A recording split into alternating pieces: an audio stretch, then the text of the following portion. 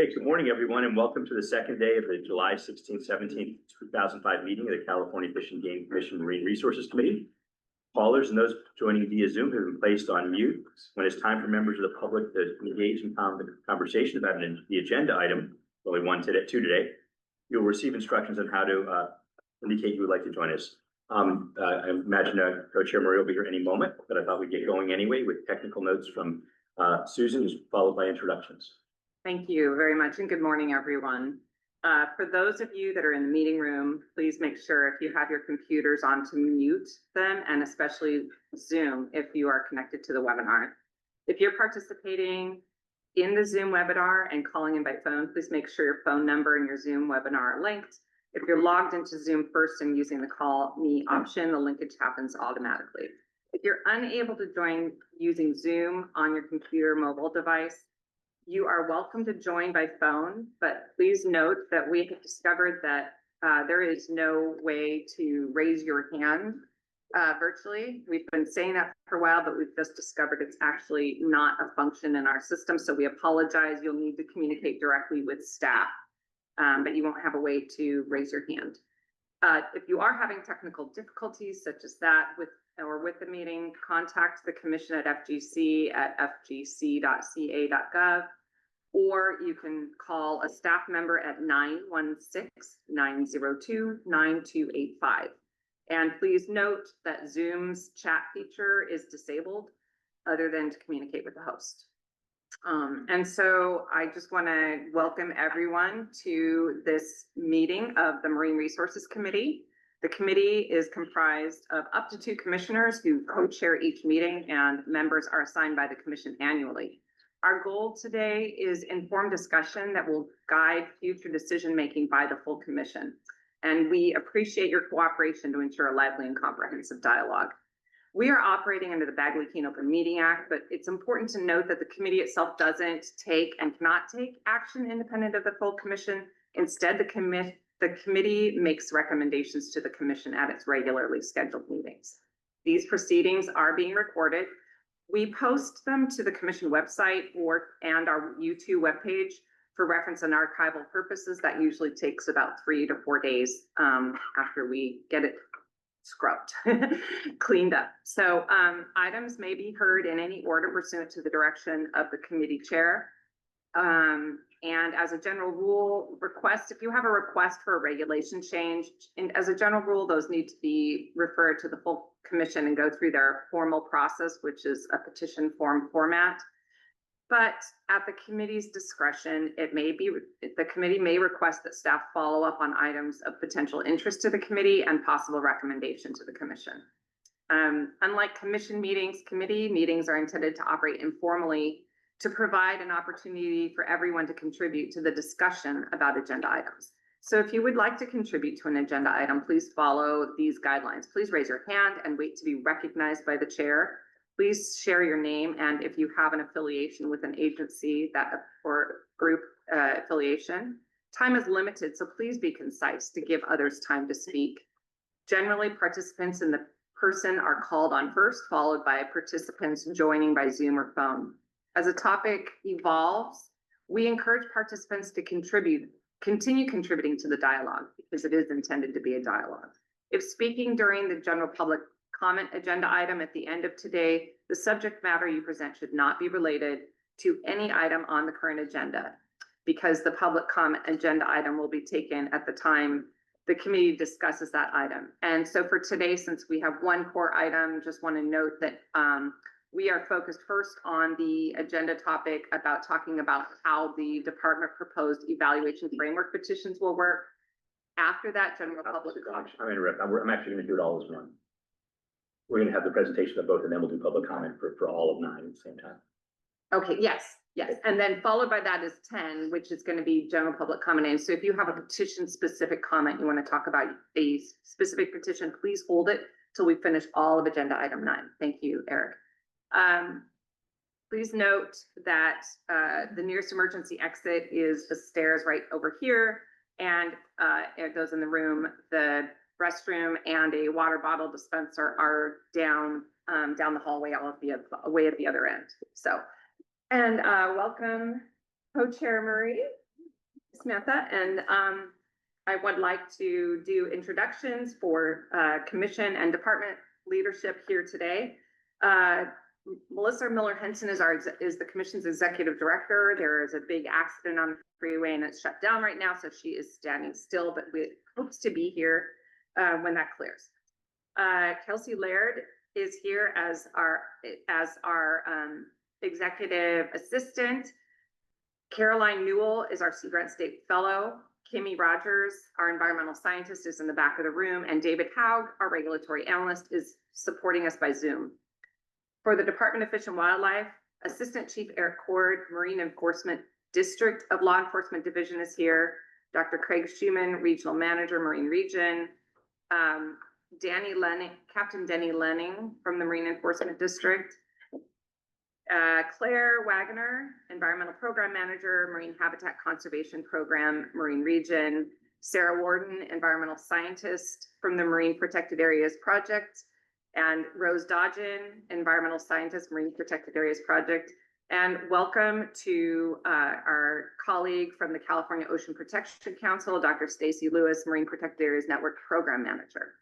So thank you, everyone, and I turn it back over to you. Yeah, Susan, since we're going to go just have really one item, why don't you read the instructions again for calling in on this item? Happy to do that. Evaluating marine protected area petitions and the petition grouping. Thank you. Yeah, it's just so for those of you that wish to participate and contribute to the conversation on this item 9, evaluating marine protected area petitions. If you're on Zoom, please use the raise hand feature. That raise hand button is located at the bottom of the window. It's also on the bottom of the participant list. So you may have to hover your pointer over the Zoom window for the row of options to appear. And on your phone, if you have a mobile Zoom app, it's located at the bottom of the screen. When your name is called, you may need to unmute your microphone. And just to note that all participants by Zoom are muted, and you'll be unmuted individually. You cannot unmute yourself. So you will get a note that says you've been unmuted, and then you can proceed. And if you mute yourself and you want to speak again, you'll still have to raise your hand to get unmuted. So thank you. Okay, so shall we proceed? Yeah, okay. So why don't you introduce this item? Yes, and I still continue to speak. So wow, so this is this process has been going on for a couple of years now, since the commission agreed to receive petitions from the public to make changes to adaptively manage the Marine Protected Area Network after its first 10-year review since being completed as a network. This is one of many adaptive management changes proposed through that decadal management review of the network and management program. The proposals, those are 20 were received. They were sorted into 2 categories in July of 2024. The first category was already evaluated, and the commission took action on those 5 petitions in December of 2024. At your March MRC meeting, the most recent meeting, the committee received updates on the timeline and a structure of the evaluation process, as well as a tutorial on an updated Sea Sketch California mapping platform that serves to provide available tools to the public to view petitions and do analyses. And if you haven't tried that, I actually watched that little video a couple weeks ago, and it worked. I was able to do the analysis. So for today, the department has prepared a proposed evaluation framework for bin 2, those 15 remaining MPA petitions. And we're also going to discuss proposed groupings. And that, when I say groupings, what I mean is how to bundle the proposals for discussion of for commission and public discussion of the petitions, the evaluations, and recommendations. So they're separate things. In some ways, they're connected, but the department will just conduct its evaluation. So as far as the framework goes, there in the background materials, it reminds everyone of the public, the structure that was designed. And I think importantly, in the meeting materials, The department's memo gives an overview in Exhibit 1. The first attachment is a template that kind of has all the questions that the department has outlined. And I think a helpful one is Attachment 2. It uses the evaluation considerations that were provided and supported by the commission way back in August of 2023, if you can believe it, before petitions were submitted, and does a crosswalk so you can see how those questions are linked to what the commission already identified. So it shows a continuity, and you'll hear about that today. Following that, the department has does have a slide showing next steps and potential initial draft bidding, and then commission staff has an additional presentation that Caroline will give that shows some additional bidding options for your consideration. So with that, today. Before we go to Craig, I just want to say that in addition to kind of recommending what the framework and the groupings, I think we ought to also try to recommend the commission timing and pacing of this over the rest of the year, on both the August and the October meetings of the commission. What should happen? We think we're going to recommend the commission do at those times, and if it comes back to the MRC, what we do in November, or if the commission decides to take it as committee as a whole, what happens in December. I think giving some sort of framework for that, having Smith and I discussed, that would be valuable. Okay, so Craig is going to give the presentation for the team, and then they'll all engage in the conversation. So we can turn it over to him. All right, good morning. If I get the first slide, please. Just before I begin, just want to acknowledge and thank MPA team that's here and remote, just for all of the hard work they've put into getting us to where we are. Also have a super exciting announcement. So as you all know, Steve Wirtz, our MPA supervisor, retired 6 months ago. November. Let me do the math for me on that. Let's say almost over half a year ago. And so we are bringing on Erica Mason, will be joining the team on Monday as the new MPA supervisor. Erica is a veteran of the department. She used to work with us. She left and got her PhD, and then worked with the federal government with NOAA for a number of years. And now we're super excited to have her come back. And with that, I think we're done today, because Erica's gonna. That's it. All right. Next slide, please. This slide includes an overview of our journey so far for the MPA petitions that the commission received in 2023, proposing changes to the MPA network. This was an outgrowth of the 2023 MPA Decadal Management Review that included recommendation number 4. We talked about that a lot, to apply what was learned to support proposed changes to the MPA network and management program. At the end of 2023, the commission received 20 petitions from tribes and the public proposing various changes to MPAs.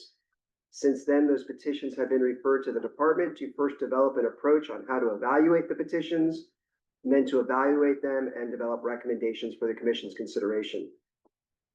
Last year, we all tentatively dipped our toe into the big alligator pond and navigated the bin 1 petitions, which the commission took action on last December. Those petitions had proposed actions that were more straightforward, and where the department had enough information to evaluate and develop recommendations for them in a relatively short time period. The remaining 15 petitions are in bin 2, primarily because they are more complex and include over 65 proposed actions that need further evaluation. Today, we're here to discuss the draft bin 2 petition evaluation framework and the bin 2 petition groupings. Once we receive approval on the draft framework from the full commission, the department will then proceed with evaluation of the petitions and develop recommendations for your consideration. Next slide, please. So this is a reminder of the 3-phase approach to petition evaluation process, which was developed and approved by the commission at your April 2024 meeting. We'll just skip ahead. So we are here in phase 3 for bin 2 petitions. We can move ahead to slide 4. At the March 2025 MRC meeting, the department committed to bringing back to the MRC a draft evaluation framework for bin 2 petitions and proposed petition groupings to facilitate subsequent discussions. So today I will be presenting the draft bin 2 petition evaluation framework, proposed groupings, and then we've got a slide talking about potential next steps about how we want to navigate moving forward. Next slide, please. Big shout out to our colleagues at the commission and OPC. Stacey, where are you? Out there somewhere. Oh, out in the back. This was a collaborative effort. Just can't say enough about the constructive contributions from our colleagues, staff, the Fish and Game Commission and Ocean Protection Council, to help develop this draft framework.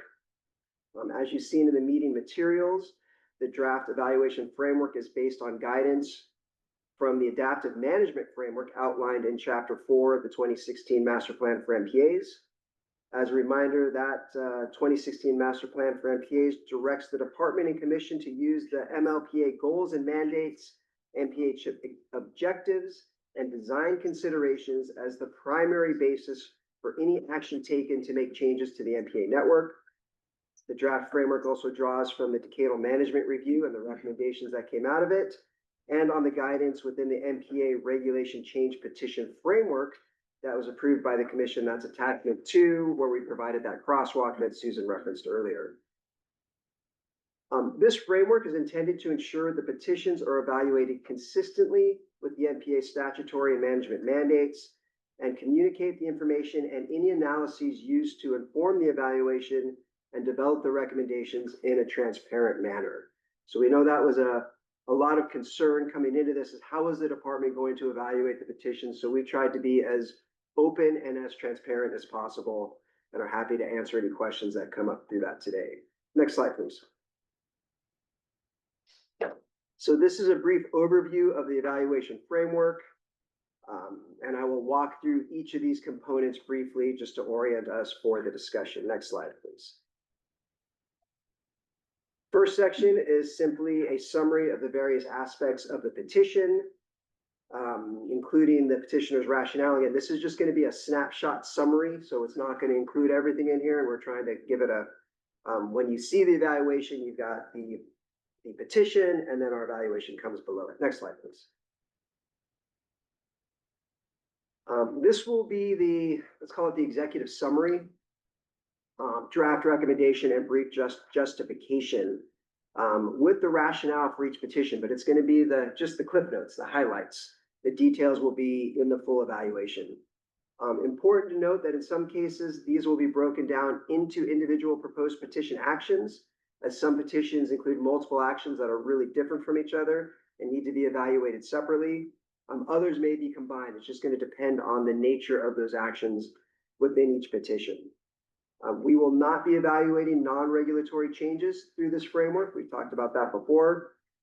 And because each of these vary in scope and complexity, and we might not see all of the different pieces for each action.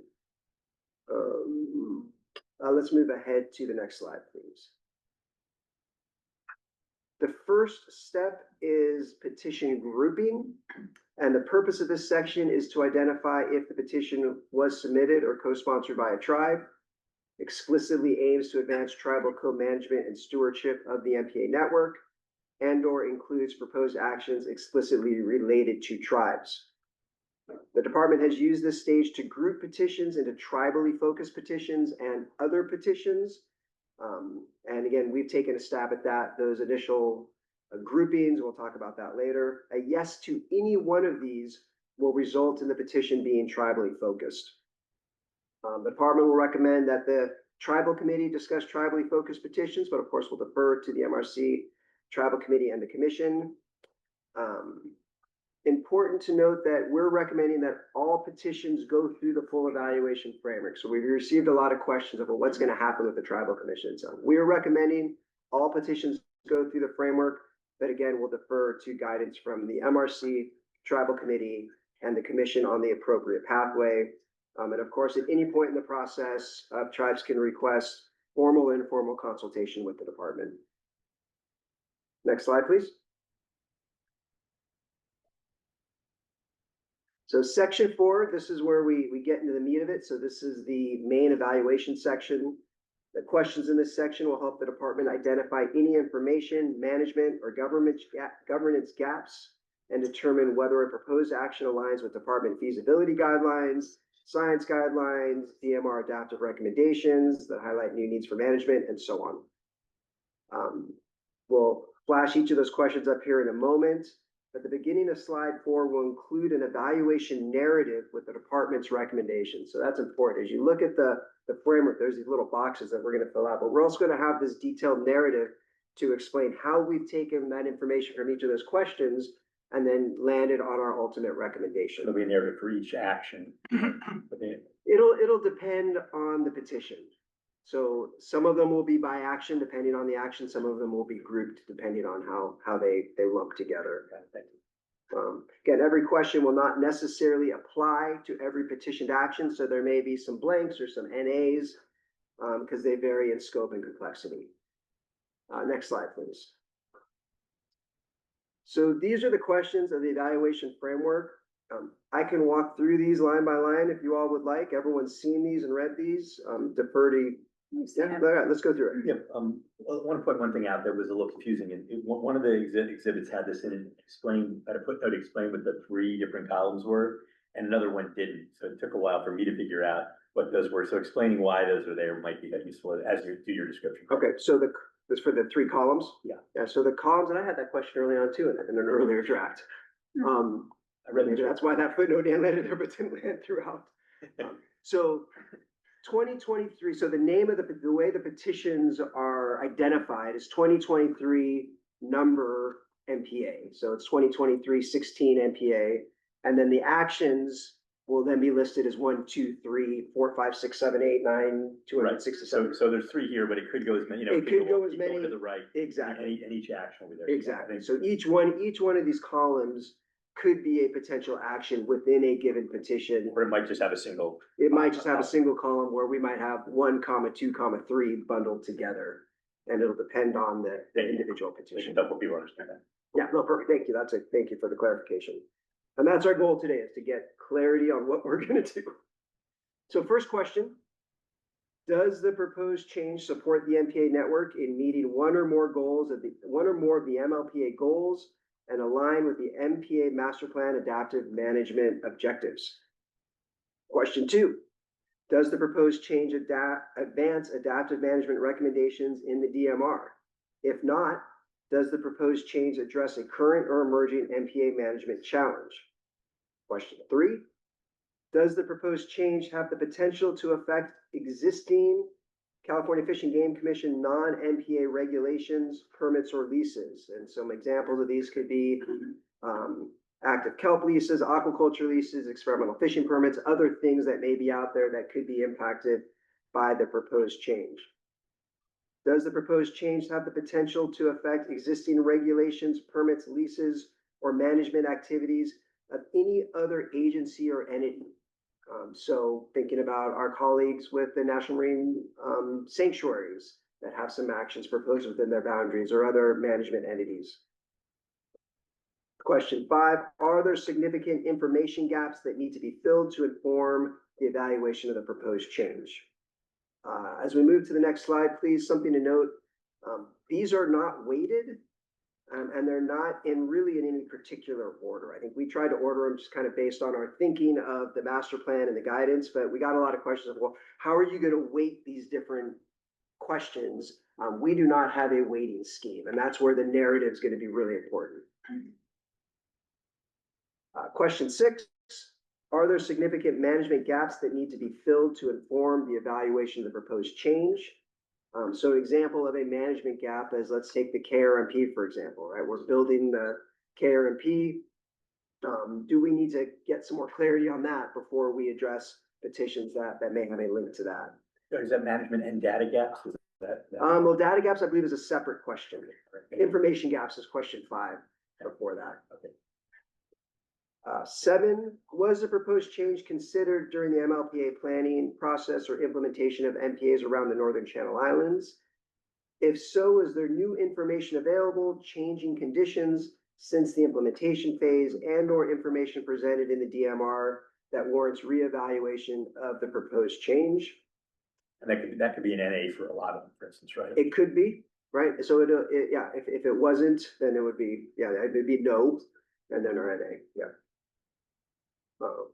If the proposed change affects an existing MPA, does the proposed change align with the original intent of the MPA identified during the MLPA initiative process or the implementation of MPAs around the Northern Channel Islands?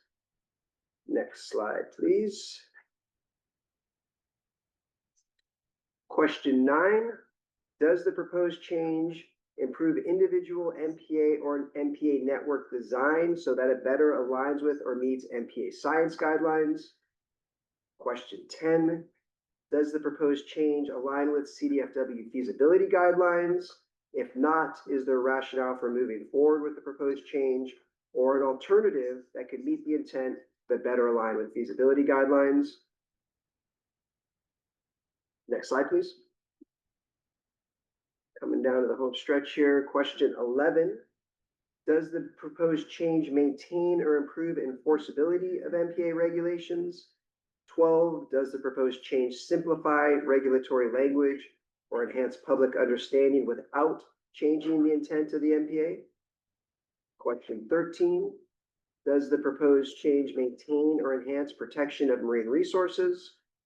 Question 14, does the proposed change provide more access opportunities, with parentheticals, fishing, education, and or recreational opportunities for traditionally underserved or marginalized communities? Question 15, does the proposed change have the potential to affect consumptive and or non-consumptive activities? If so, how? And question 16, does the proposed change interact with or have potential to affect proposed changes in other petitions? So this is where we're going to get into this spider web of you tug over here, it might pull something over there. Next slide, please. So the last section of the proposed framework will include any supplemental analyses, supporting data, information, or citations used to inform the department's recommendation. Again, since some proposed actions are more complex than others, this section may be very robust for some, and it may be very lean or perhaps even non-existent for others. So that takes us to the end of the framework. So we can pause here and talk about that, or I can keep going as we get into the proposed groupings. I have a question. Yeah. Thanks for that, Craig and team. Super helpful, really transparent. Really appreciate that you included the August 2023 guidance that we gave for petitions as attachment 2. I think it's really nice to be able to see that continuity. You know, what did we encourage petitioners to consider on the front end? How now does that inform the evaluation on the back end? And you can see there's a lot of mirroring of that, plus some additional components. And largely everything in that August 2023 guidance and attachment 2 is found in the proposed evaluation framework. So thanks again for that. I really appreciate it. Just one question is, it says that this, you know, one of the guidance pieces that we gave was enhanced climate resiliency of the network or climate resiliency of habitats or species. And I know that even when we were giving that as guidance on the front end, that was, you know, something that stakeholders were asking for, because it is certainly like a changed condition considering where we were in 2012 when the network was completed. You know, climate has influenced our ocean and the habitats and animals that live in the ocean in lots of unforeseen ways we couldn't have anticipated. That was like pre-blob, right? Pre-lots of things. That said, I know, like, pinning down what does that really mean, the resilience of the network, the resilience of habitats, how do MPAs get at that? And there are lots of ways to interpret that. All that said, in your crosswalk, it does say that climate resilience, that piece of guidance will show up in section 4 or section 6 of the evaluation framework. Are you thinking maybe that could show up in like question 2A or 2B? Is that where you think that could show itself? Because there isn't an explicit question in the framework that gets at climate. So I just wanted to learn more about the team, how you consider that, where you think we might get to see that come up to the extent it does. So I think with climate, it'll be pervasive throughout all of the questions. Mhm. It'll be nested in there where appropriate. So there's the new information section. Was that question 2? Yeah, current or emerging management challenge. So that's 2B. Yep. Where there's a climate change lens that we want to focus on. But I think from my perspective is every question we answer, we'll be looking at it through the current lens of the state of the ocean today, which includes anticipated changes to climate. I think something else, and I was thinking about this, I guess it was yesterday, I don't remember what it was, but thinking Like about. 100 years ago. Oh, God, Yesterday. it was on a different topic, but thinking about climate change and something that was said got me thinking about, where do we want the management to be and where are we now versus where are we 2 years from now, right? And the ocean is changing. We're seeing things, some of Sure. it's cyclical, some of it's not, some of it's changing. So just making sure we're not, we see something today and we're aiming for that. And then tomorrow it's over there. And then we start, we're changing our trajectory unnecessarily. But I think if we can see where we think climate change is going and what it's doing to the ocean, kind of the bigger picture, that's where we want to include that lens. Yeah, I just wanted to make sure for petitioners who may have been thinking, again, that showed up in the guidance because we heard that from stakeholders as something that they wanted to see in any adaptive management of the MPA network. So I just wanted to make sure for any stakeholders who were thinking about that as they submitted petitions, that they knew that that thread was not lost and that that guiding principle was not lost and that it will be a part of the framework or a part of the evaluation through this framework. So I really just wanted to call that out explicitly. We want to maybe we can get to recommendations towards the end, maybe suggest something like there be a note at the bottom of the framework saying, a philosophical one saying, this whole system is about adaptive management, and clearly climate change is one of the biggest impacts on our need to adapt. And just some sort of something calling that out, because I think you're right that it's such an important thing, and it's actually not mentioned at all, even because it's so obvious, right? Pervasive. But just for somebody who is going to pick that once we approve a final framework, somebody who picks it up for the first time, a little, maybe whether it's an introductory paragraph, or maybe a summary paragraph or something, just saying that kind of philosophical way. I think it seems really valuable because I totally agree that it was such a, for obvious reasons, it's a basic part of everything we talk about. Mhm. Yeah, maybe. Yeah, Possibly. maybe. I'd be curious, as we hear the discussion more on the department's thinking, I would be interested in whether folks think that deserves its own question, or we can include a note that's like, this should be thought about throughout the framework, or, but we can get there. Yeah. Well, and I think we can go back and look at the DMR, because I know the DMR touches on it as well, so that'll have some. You refer to it. Yeah. Right, let's see what that says and refresh ourselves on that. Right. I'll always recite it by heart. We might get there. Thanks, Craig. Just want to note that staff brought down some copies of the draft framework and the crosswalk. If anybody needs a visual, there's only 8 copies, so you can share, but I'll just pop them over there. Thank you, Susan. Craig, anything else on, you want to say about the framework or your staff? Not on this part. We can get into the groupings if we want to, or. Yeah, let's do that. Okay. Yeah, I decided that we do it together just because it's related. I think to hear it all kind of straight through is useful.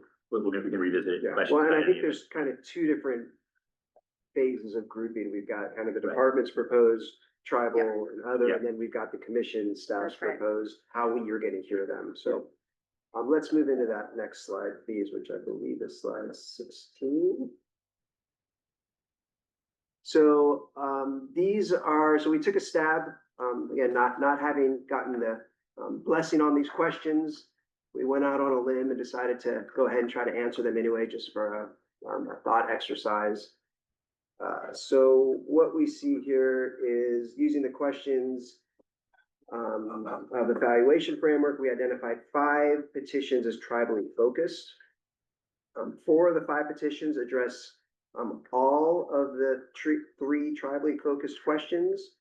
Petition 28, which proposes a new MPA at Point Sal on the Central Coast, was not submitted or co-sponsored by a tribe, nor does it propose a regulatory change directly linking it to tribes, but the petition did recognize the cultural significance of a tribe in the petition narrative. So we added it there for that.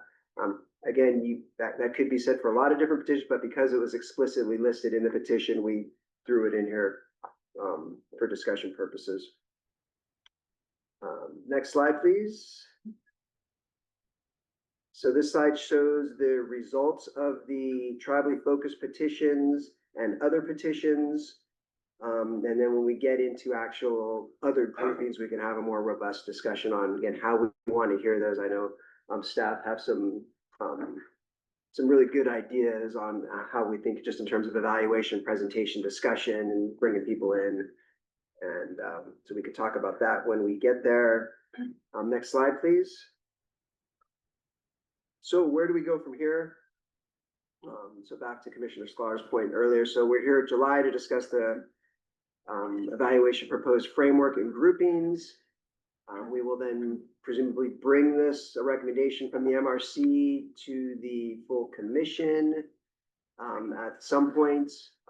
Tribal committee, we're not quite sure where that will fit in there, so that's where the question mark is.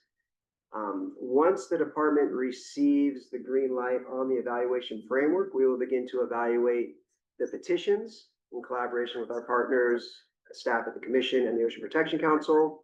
We will then bring that back to the commission, the committee of the round, the whole.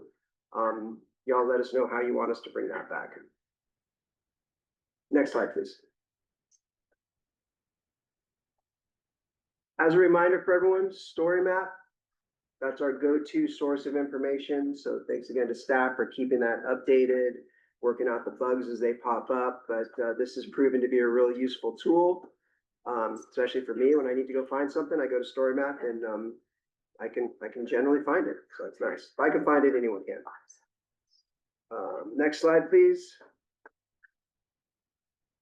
So just a reminder, this is one of 28 recommendations that were provided in the DMR. It has taken all of our bandwidth. It really has. The amount of work and effort that has gone into just the evaluation framework, and then we'll go into evaluating petitions, and at the expense of these other recommendations. And I'll leave it at that. Next slide, please. We've got a dedicated email address for questions related to all things MPA management review. And that's all we got in terms of presentation. Great, thanks, Craig. I have a question. Petition 28-1, the Point Sol one. Does that have a tribe signed onto it? Not that we know of. We know that they've done a lot of outreach with the Okay. Singing of Sandwich-Unash, but there's not a dedicated tribal sponsor. And they did not provide a narrative that MPA would be in, like, to do co-management with that tribe. So does it belong in this bucket, given that?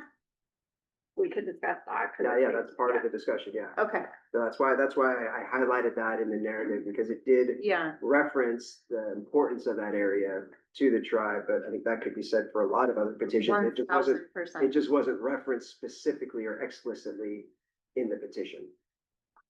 And it would seem to me that, if we decide hypothetically that the tribal groupings go to the tribal committee first, it doesn't mean all the rest of them aren't going to go to the tribal committee too. I mean, they are. So. Yeah, I just think we Good have a question. little bit of a philosophical question about, just because it references tribes, does that mean it lands in this sorting? Or does it have to be, if we are not in the business of speaking for tribes, then we want tribes to sort of speak for themselves and tell us what they want versus trying to guess what that is, then maybe that's a determining factor in deciding which go into this bucket. So I'd be interested in hearing from folks. I don't know if we have any tribes in the room or on the phone, but I think that's something we should try to uncover and get clear on with ourselves today too. And even the terminology, we spent a lot of time on the terminology of tribally focused and Sure. non-tribally focused. Well, that doesn't make sense because that's why we landed on tribally focused and other. But that's why we flagged that one. And I did, You're from that. Oh, Please. it sounds like there's a, sorry, I was just gonna say, I'm gonna, if I pull it up, but I know, that was a petition that was amended through the amendment process, and part of the amendment was to elevate the tribal component or cultural significance, so we can pull that language up just to see. yeah, I think there are plenty of petitions that could, make the case that tribes are involved in some way. And if there's any kind of perception that that means something in terms of prioritization or how those petitions are handled, if they're on a different kind of footing, we wouldn't want to, I guess, inadvertently sort of incentivize that and cause more sort of bundling into that bucket when they're not really truly like 5 tribes, 4 tribes. So just something to be thoughtful of. Susan, do you want to present the staff's thoughts on groupings? Yeah, sure. Sure. So we think visuals are really helpful. And so I think the key, looking at what the department had done with the, tribally focused and the other petitions. One aspect that we thought was important, where there were a few aspects that we thought were important, including a bioregional consideration, because that's how the network is designed and it's consistent with the master plan and also for public engagement. But Caroline is going to go into a little bit more context and with a pretty clear option that we. And just note that we cannot imagine the commission or a committee taking everything on in one day. So there are kind of 2-day, 3-day options. Okay, great. Hi, everyone. I'm the 2025 Sea Grants Fellow with the Fish and Game Commission, and today I'll be presenting on the NPA grouping option prepared by the Commission staff, which may be used for the future review and discussion of petition evaluations and recommendations. With over 70 individual proposed actions, Craig alluded to how complicated they are to try to think through, but within the BIN2 petitions, the commission requested that the department and staff work together to develop and propose alternative approaches to potential groupings of petitions and or individual actions, likely spanning 2 or more meeting days in either the MRC meeting or a committee style convening of the commission. As requested, the department, upon conferring with OPC and your staff, has prepared draft grouping options that they just went through, and that's in Exhibit 9.5. Building on the department's draft, staff have considered options for grouping the petitions, and I will walk through those thoughts with you today. Please note that in your binder, you have an exhibit from us, 9.7. I will be expanding upon that. So first I'll walk through the grouping considerations that the staff had and thought through, and then the goal that we reached and some examples how we could reach that goal. And I'll end with a summary slide. And for context setting, this is the MRC recommendation that is in your staff summary. Please note it's wide open. So the Marine Resources Committee recommends the following group petitions for reviewing, discussion, petitions, evaluations, recommendations, blank line. So you guys can kind of play around with these ideas. These are the considerations that we thought through. So one of the things that we are thinking about is the department's proposed tribally focused grouping. Another thing that we're thinking about is the NPA network and bioregion. We believe it's important to root discussions of petitions in the context of the NPA network. This leads us to proposing to group by bioregion to consider the proposals within the context of the network design elements within each bioregion. This contextual approach is consistent with the 2018 NPA Monitoring Action Plan and the Marine Life Protection Act planning requirements. In total, there are 34 MPAs in consideration, with 6 MPAs that have multiple petitions proposing changes to the same place. And we have more petitions that are adjacent. So like, it's important as we talk through them that we have that kind of context. Oh, can you speak up, please? We just got a note. It's hard to hear. Okay. Thanks. We're also considering public engagement. We want to ensure that we prioritize public participation. Grouping by bioregion helps us facilitate public engagement by organizing feedback around regional locations and also limiting the amount of days needed to participate for those concerned about petition actions in their geographic area. As a note, we've gotten a lot of comments on these MPA petitions, but a lot of them reference not the petition number, but the actual location that they're concerned about. But another consideration that we thought about was the action type. This is an option kind of related to how we did the bin 1 petition evaluation discussions. And so we can do a similar approach as well, where we think about like the two broad categories of new or expanded MPA petitions or other MPA petitions, all others. And I'll walk through some examples of that. The staff decided that our goal of proposed petition groupings is to discuss MPA by MPA in each bioregion, north to south. And if you agree to that goal, then the way we would organize it is we would organize MPAs north to south within each bioregion, splitting petitions into the petitioned actions for those MPAs. And then tribal petitions would either be separate or built into the bioregion. And I'll show what that looks like. Expanding upon what the bioregions are, we have 3 bioregions that are based upon the updated science and NPA monitoring action plans. We have the northern bioregion, which is California-Oregon border to San Francisco Bay, the central bioregion, which is San Francisco Bay to Point Conception, and southern bioregion, which is Point Conception to the US-Mexico border. As a general overview, splitting up to give you some context, the number of petitioned actions within those 3 bioregions, we have 10 for the north, 38 for central, 24 for the south. We have number of petitions is 4, 6, and 9, and the number of tribally focused petitions within that is 1, 2, and 2. Oh, please ignore the stuff on the side. So for our first example, if we were to focus mostly on organizing north to south, but also want to provide the tribally focused petitions at the start of the day, this is what the north would look like. We would have Pyramid Point SMCA as our first, and then going down the line, these are organized north to south. And you can see on the side, I have these markers. So diamonds are for those newer expanded MPAs, and then the squares are all other actions. Those are currently not the primary focus of organization, which is why it's out of order in that sense, but we could start with newer expanded instead, which is another thing to think about. Yes, okay. This is our other option. If we were to take those tribally focused petitions separated on their own, this is what that would look like. So we would have Pyramid Point SMCA is the most northern, so that would go first. Then we'd have the petition 19, which is central, but next in line, and so on and so forth, just going down north to south. And a quick correction here in our exhibit, we have 28 as southern, but it's actually central. So in summary, you have like a couple of different options to think through. You can group by bioregion with the tribally focused petitions at the start of the day and all others organized by MPA north to south. Or you do the same as above and you split those tribally focused petitions out. If we were to take that approach, we would also make sure to reference them as we talk through the other MPAs near them on those subsequent days or previous days.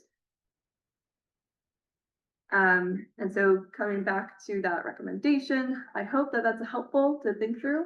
And I'm available to answer questions. I have a pivot table at the ready to kind of move things around, but yeah. So I should ask a question whether the department has any thoughts on any of these groupings or whether, you know, because you have a two broader groupings, but it just makes them kind of just order how we tackle it. Yes, I'm going to defer to the experts. Great. So yeah, and that's why, we were thinking about, bin 1 was much more straightforward on sort of grouping collective things. They're all much more complex. So the tribally we split out because we felt like there's value added with additional processes and wanting to elevate those.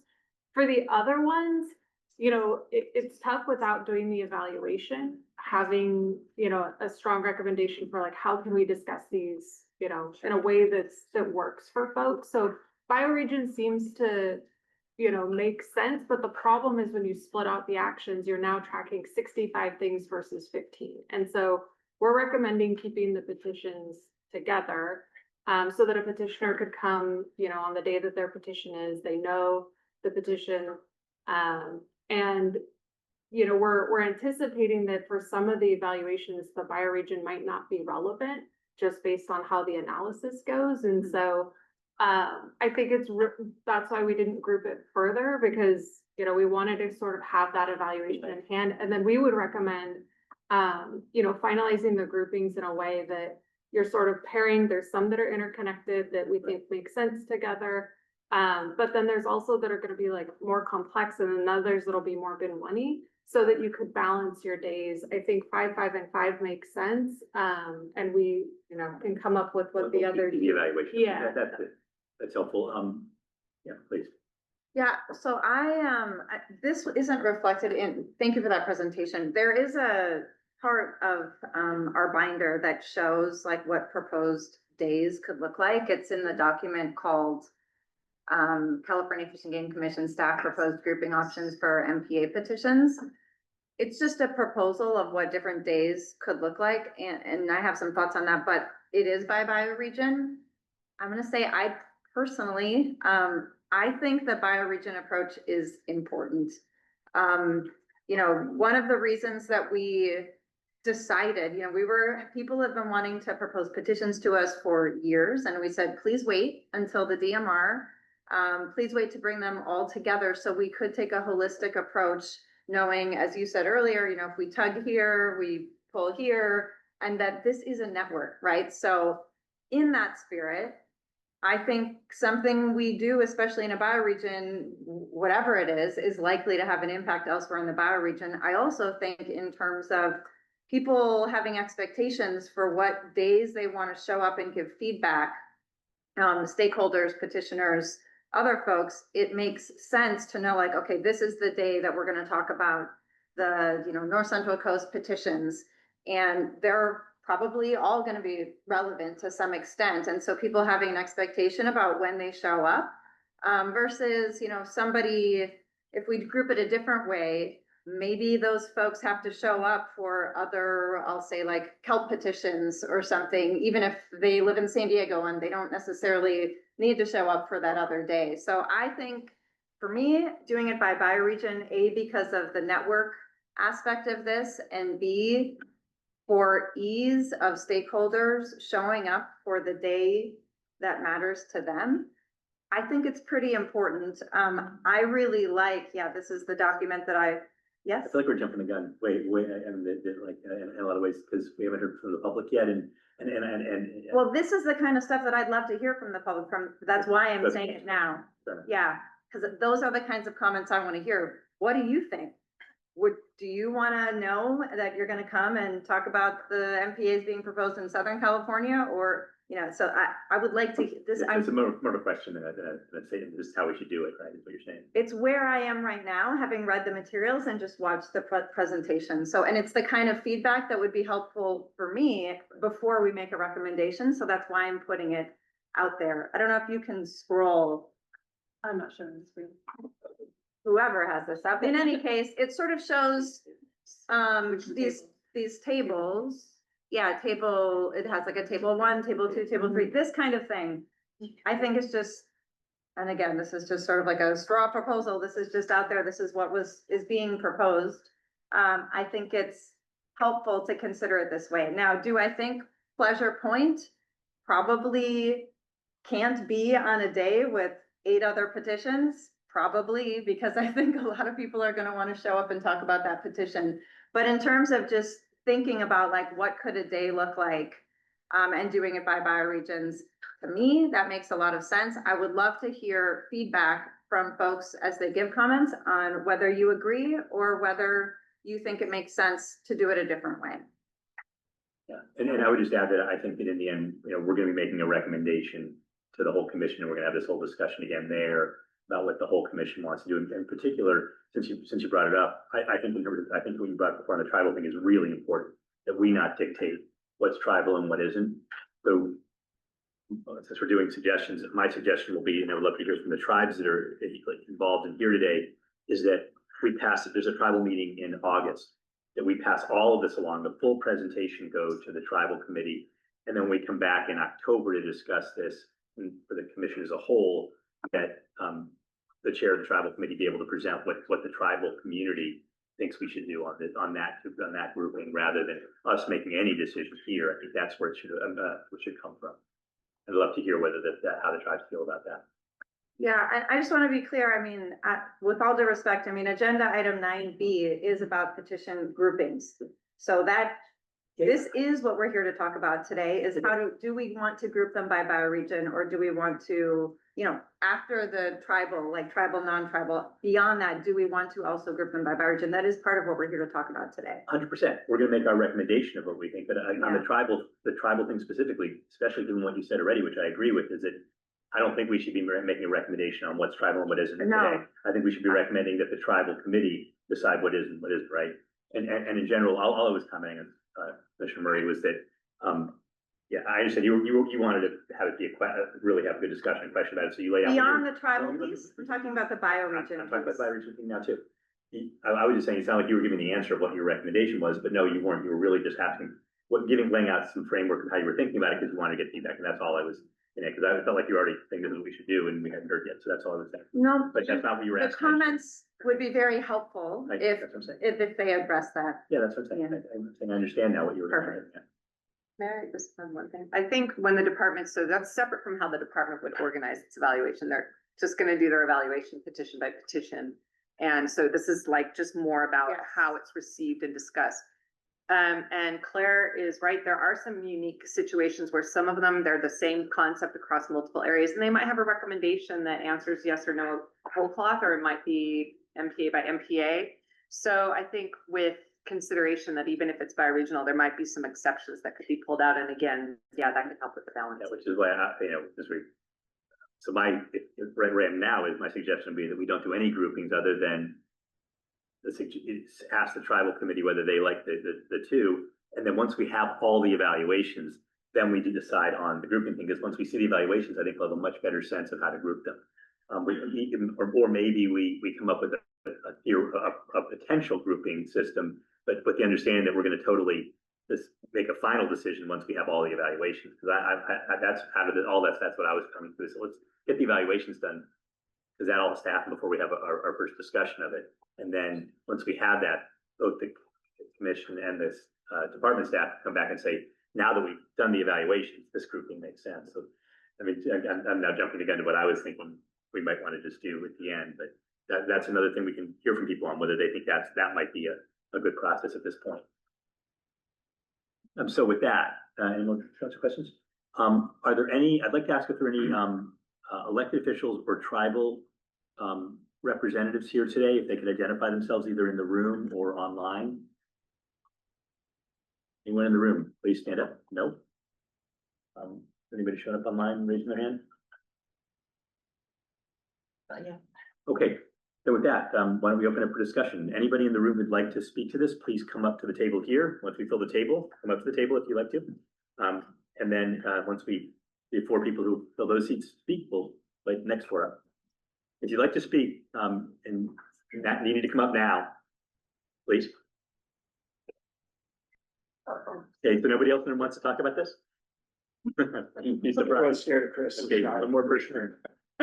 Chris also next to it. Okay, we got the first 4, so the next 4 line up in the front row there, okay? Super. Why don't we go from, we go right to left?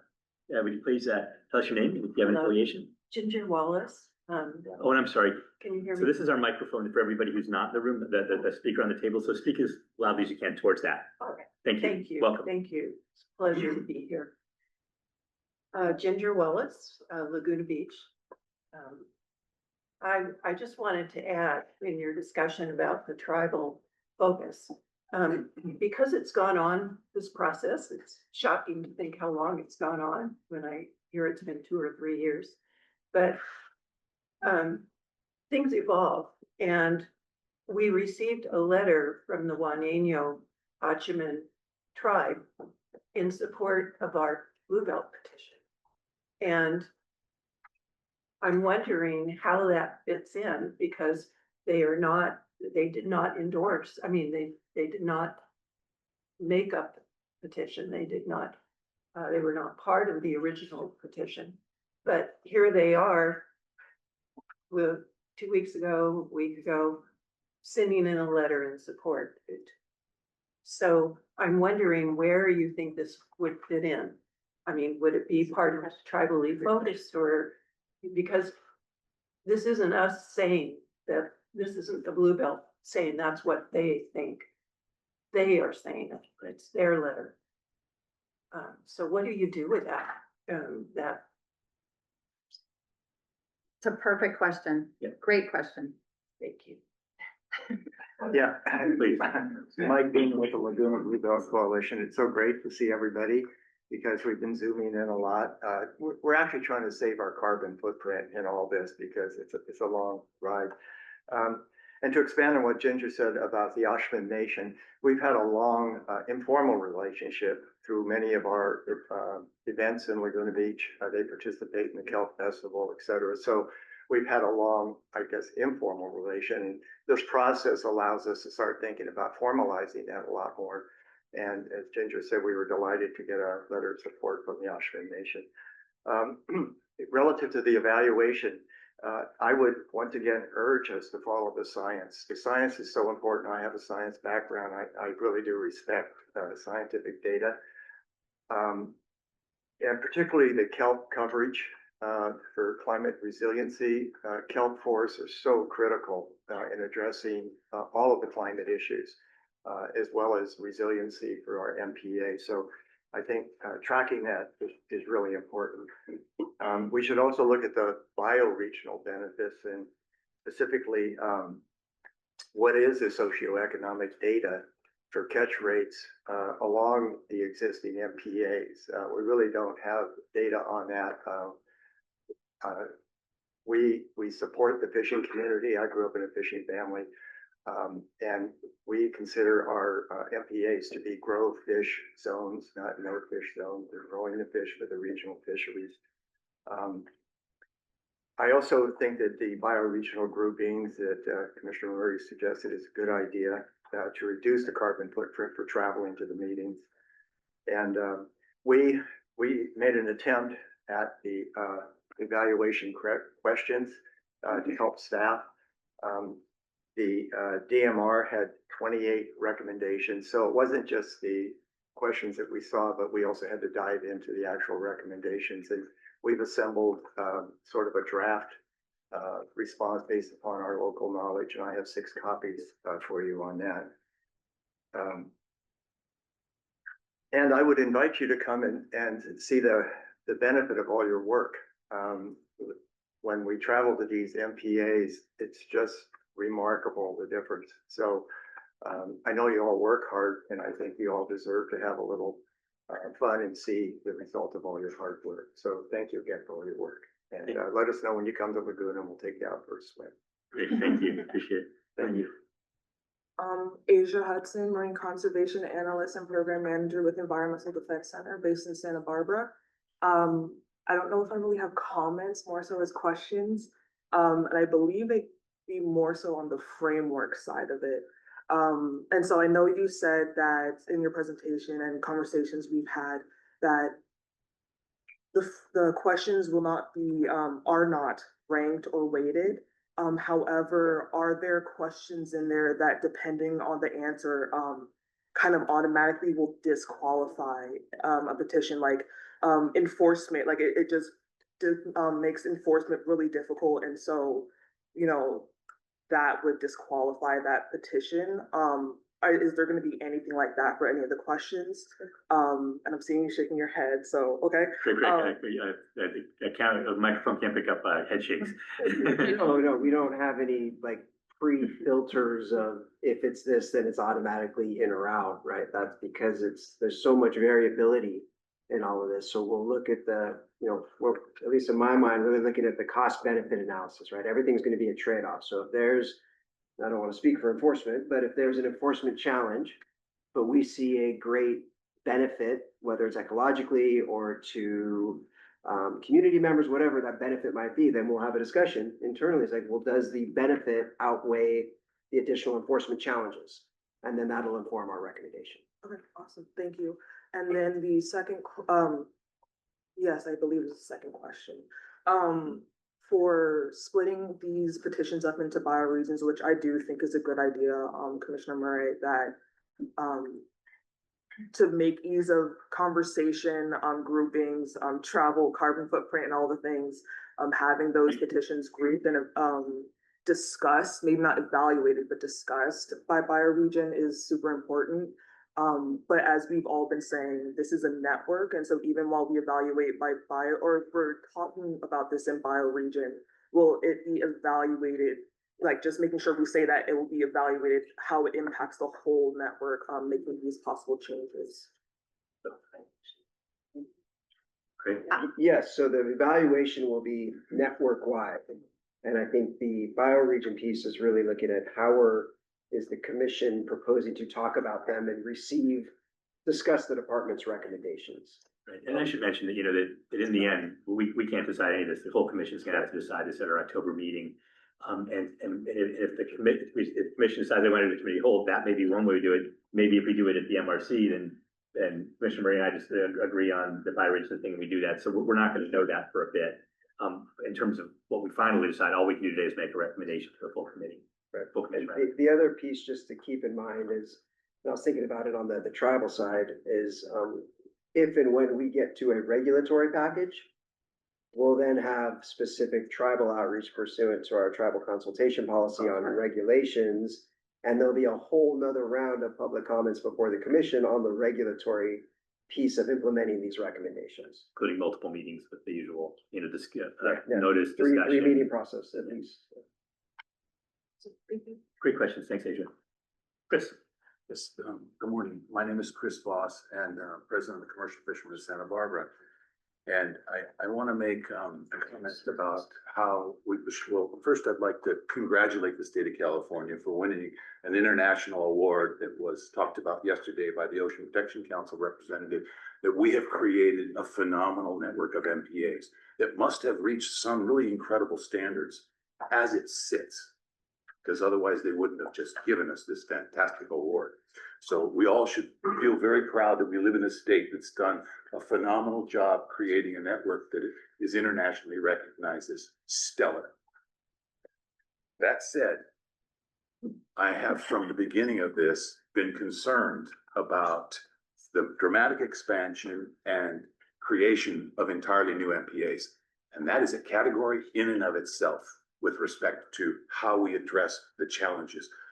That group of MPAs is exceedingly more difficult for the department to evaluate. The economic impacts, the spatial challenges, all of the benefits potentially are harder to evaluate because it's a very significant impact step.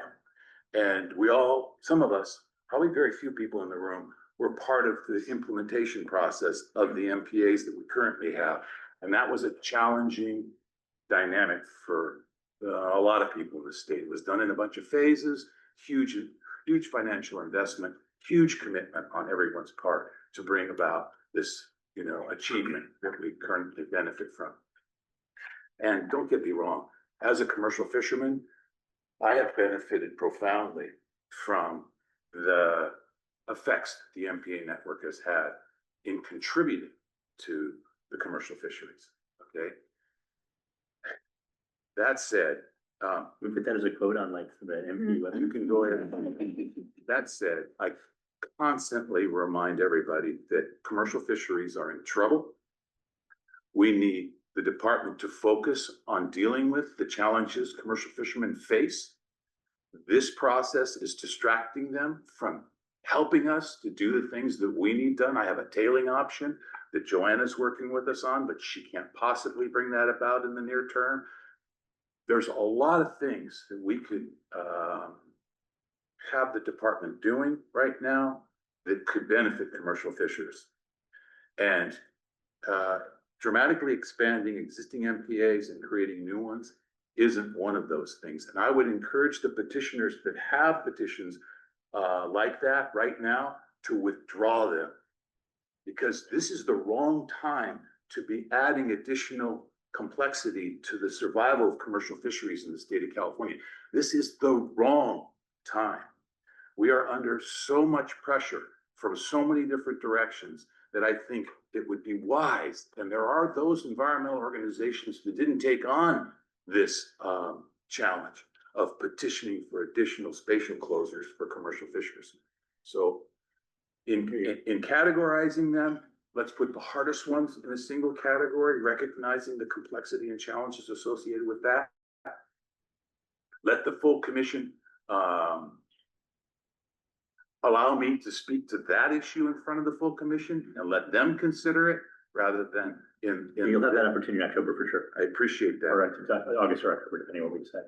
So But you're proposing to group them by, complexity, challenge. yeah, And with respect to this list, I felt that there was one really profound thing that was missing, was whether or not the local support, community strongly supports or opposes, right? We're aggressively pursuing tribal engagement. Yeah, Chris, I would just say, yeah, that's a really important component. That's what happens at the committee and the commission meetings. That's where we have to answer that every time we decide anything, right? So now putting it on that's not for the department to really say either way. In fact, it wouldn't be appropriate for them to make that judgment on the balance of that. That's what public meetings are for. Tribal It's important, but I'm just tribal interests are being considered in this. yeah, that's its own kind of thing. I understand. And we're going to discuss that as well. Okay. But I'm just saying, in terms of you're 100% right. That's a critical factor, right? But that's what happens at the meetings rather than we don't. I don't want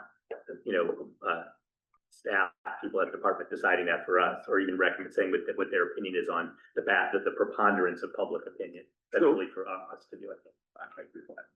I'm sorry, one more, and I'll be quiet here. No. One more statement. It seems to make sense that if you were a petitioner and you could list 10 local organizations that are strongly in support of your petition, and only 2, say that only the commercial fishermen are opposed to it, then that's a persuasive part of the evaluation process. That's all. That's all I'm saying. 100%. I'm not disagreeing with. I'm just saying how and where it happens. Got it. Appreciate it. Please. Thanks for the time. No, thanks, Chris. Appreciate all your comments. Kella. Well, that brought up some more questions. I guess just to piggyback, I think if it is where public support is being weighed by the commission and it's that public input and public comment, and we go by bioregion, follow me here. I think my question is are those meetings going to be place-based? Are they going to be in that bioregion? Because That's a great question, Kelly. I think that's important. Well, we're doing all the meetings in Sacramento because of funding. So, the answer is probably where we sit right today, not likely. They're probably going to be all in Sacramento, unfortunately. That said, if organizations that support the MTA network want to help fund us having our meetings locally, that would be terrific. I think that, I got mentioned but I'm just saying, right? I mean, there's other groups that have helped that. We'll have to look at that. We're still quite a ways away from that.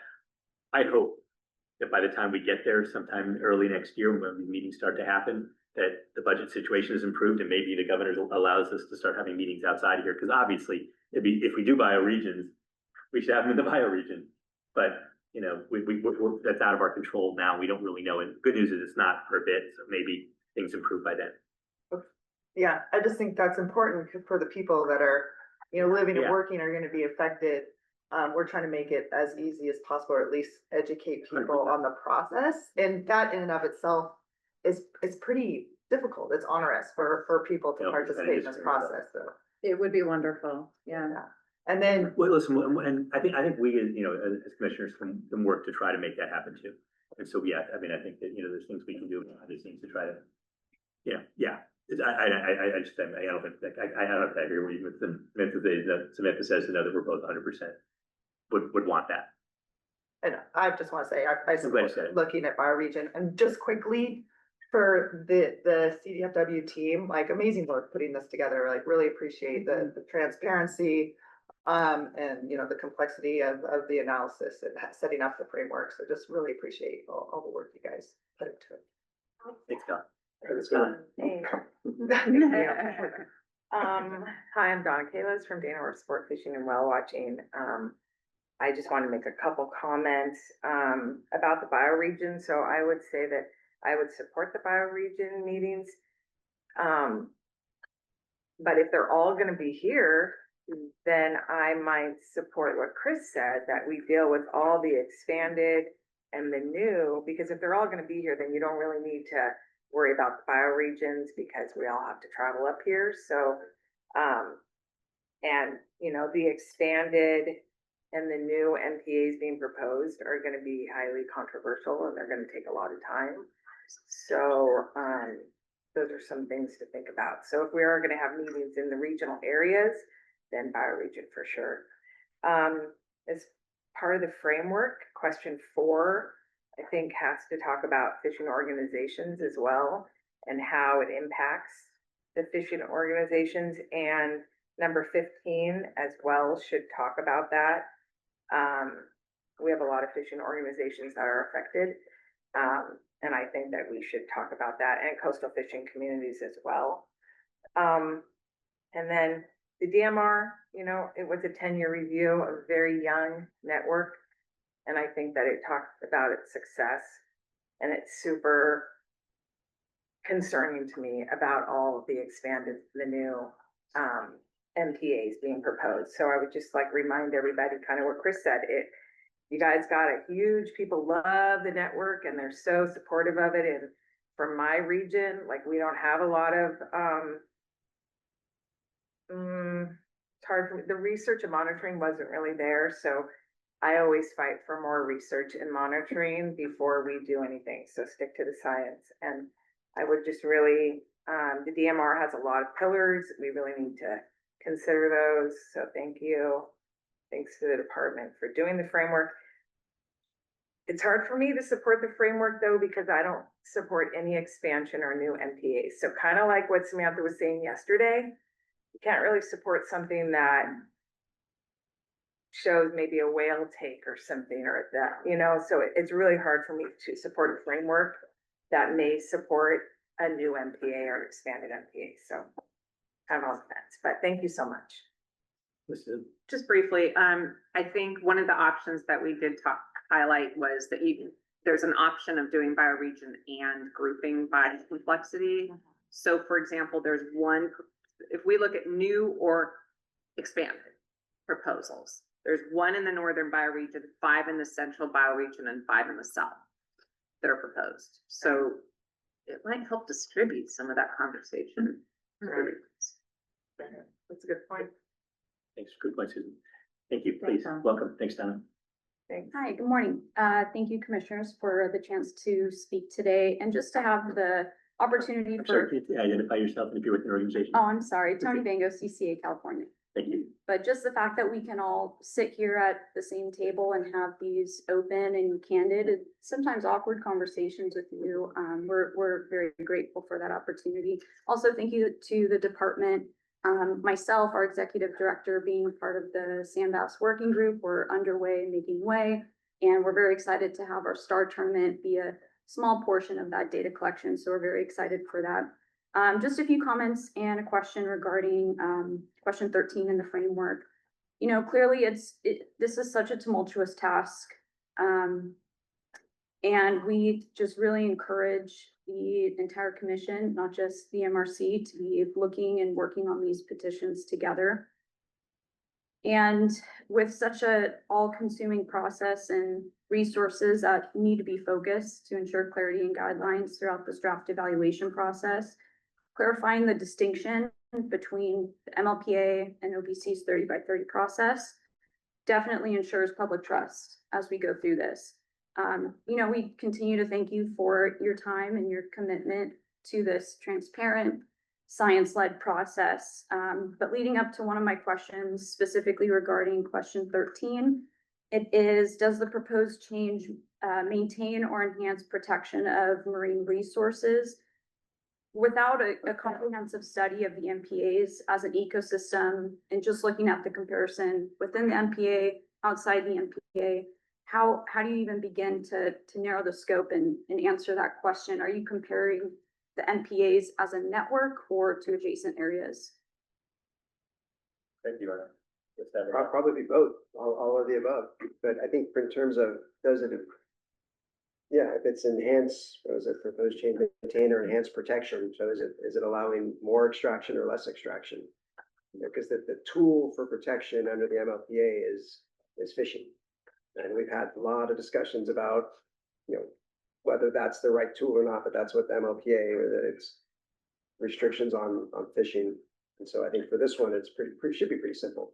I would disagree with that comment, I'm sorry. Okay, Greg. please.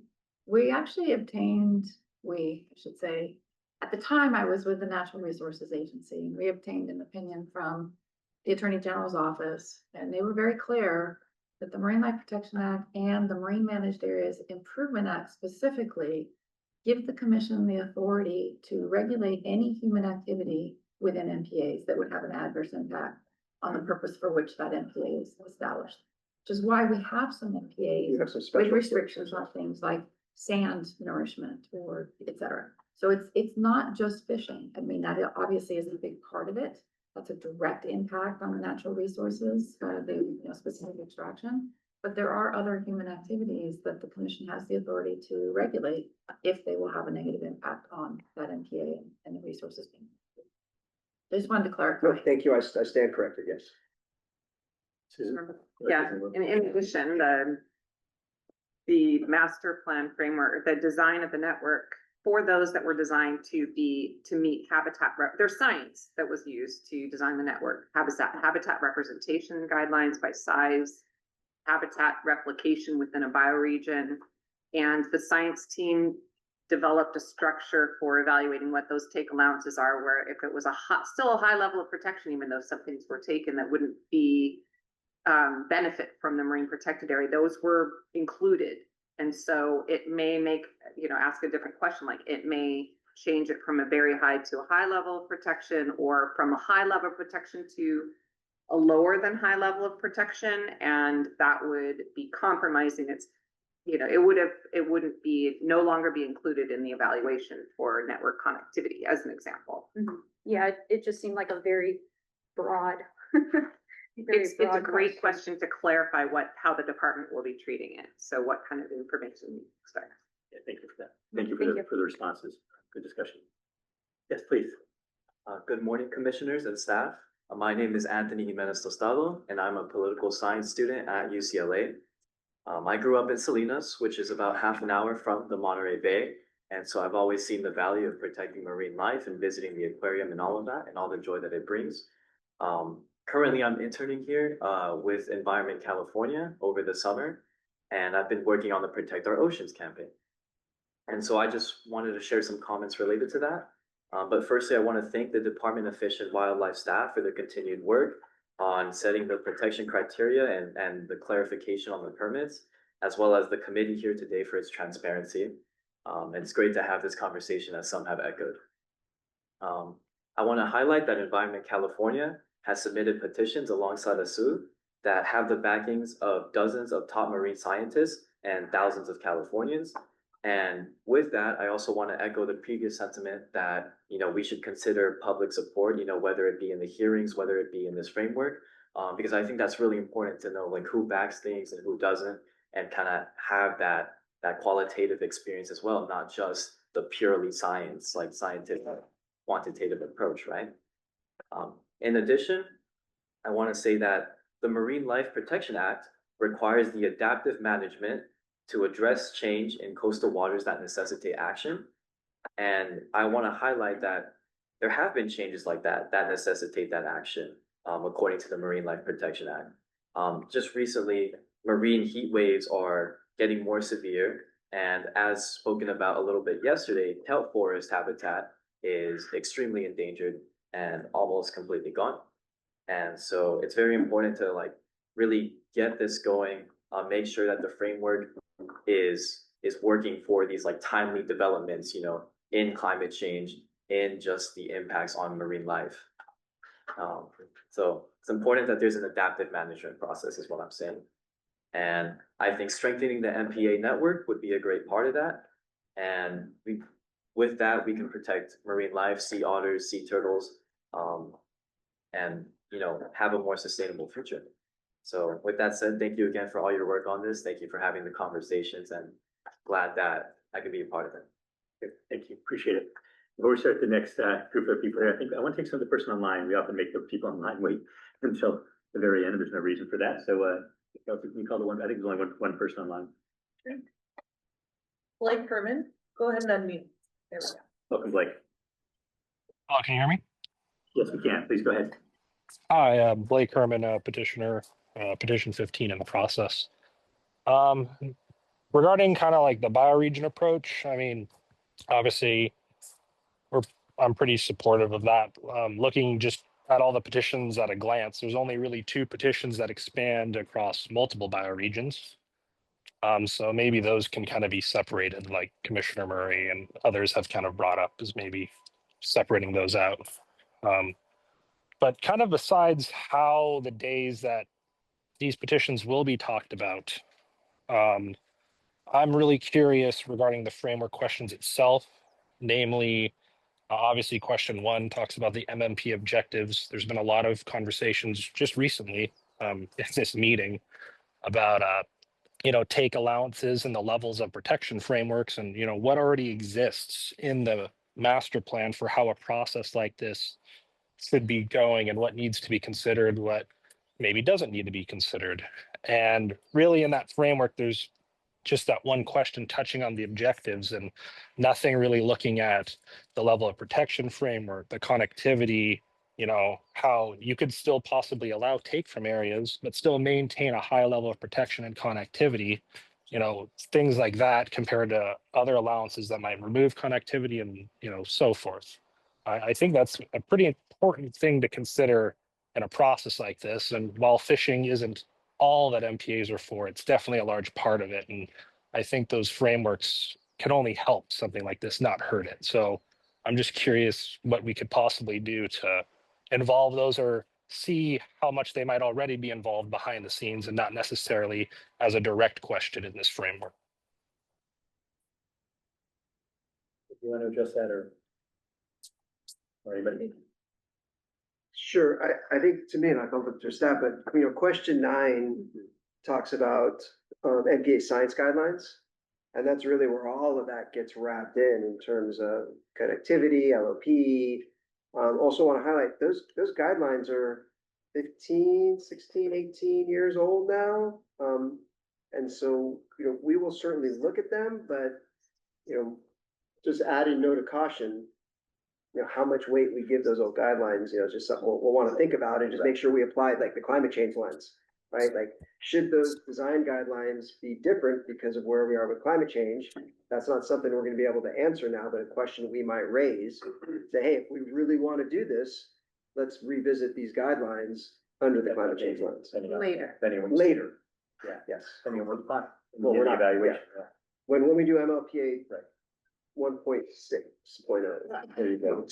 Got it. Okay, great. Thank you. They are reloading. Okay, so I want to go to They are based in that, but Yes, they are. certainly. Use some improvement in what we know about climate change. They are our current guidelines. Okay, let's go to Jamie down. Before we go to Jamie, we have two more people online. If anybody else online would like to participate in this conversation, you need to raise your hand now so we can see that you'd like to participate. So by the time Jamie's done, and you see who else wants to participate online. Jamie, go ahead, please. Hello, good morning, everybody. Jamie Diamond, owner of Stardust Sport Fishing out of Santa Barbara, California. I echo several of the sentiments that Donna brought up in that supporting the framework that could potentially create, expand, or allow for changes is frustrating. And the idea of saying yes to something that could do that. With that said, I would say that several of the questions I feel are loaded in the affirmative instead of being maybe more neutral. And so I'm just hoping that we can look at, like, for example, sorry, I'm trying to do multiple things from my phone because I'm moving around today. Does the proposed change provide more access opportunities? Sorry, no, that wasn't the one. I'm sorry, I lost my spot here. I'm going to skip that. But point being, there are several of these questions that are opening the door widely for an affirmative, as opposed to being more having more scrutiny over it, the question, and making it really meet a bar. And then another point that I just wanted to bring up is I see something alluding to this idea, but I'm in an area specifically that is highly impacted by multiple MPAs.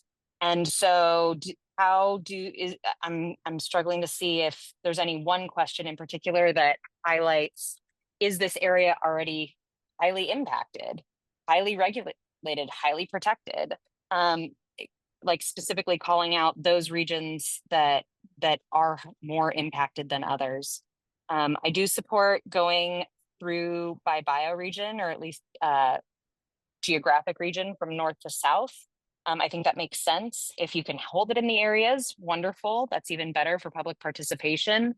And I'm not trying to be nitpicky, Commissioner Sklar, but you made the comment that you would be happy to have organizations that support the network host. And I'm wondering what does it, maybe that was just, I'm guessing that was more of like just a general comment, but I'm hoping that you'd be open to any organization willing to host, not just those that are strictly supportive of the network. And I just also want to highlight that strengthening does not necessarily equal more. The decadal management review and looking through this presentation had so many different objectives that I believe would create a stronger network that we already have. And I'm excited for the parts of this process that look to do that look to highlight the things that will strengthen what already exists and create the ways that we can make it better. The lessons learned, like not being able to cull urchin in an area that is destroying kelp, for example, or being able to do restoration. And so I hope that moving forward, if there's any thoughts, and I apologize again, I had notes and I've lost them on my phone. But I hope that moving forward, these are some thoughts that are carried through. Great, thanks, Jamie. If you want to submit something in writing, feel free to do that. Appreciate Thanks. that.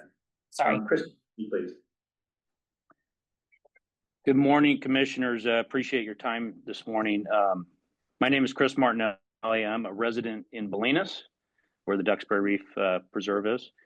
And I'm just a resident representing recreational fishing.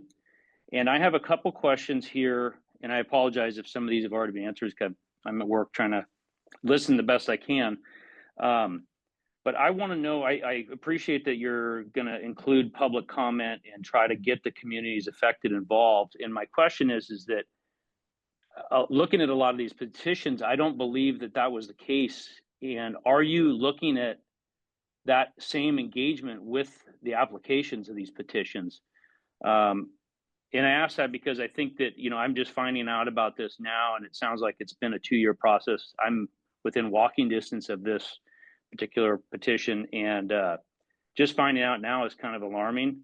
I have talked to people since and finding out that they've signed onto this petition and weren't aware of all the components of it. And so I just really question, how deep we're looking at these applications before they're considered to move on. And if you're doing that, the other questions, I really appreciate Commissioner Murray. I think that doing these meetings in the bioregion would be helpful because many of us are limited on time and do care about this stuff and want to make sure that we're represented as well. I think that I really want to emphasize that the commission, there's 2.18 million recreational fishing licenses sold in California every year, on top of the commercial fishing licenses. And all those voices need to be heard. You as commissioners, I think, have to represent those voices that want to maintain access. And, I see that number 14 is evaluating that process. I don't see the emphasis on really engaging those groups that are affected.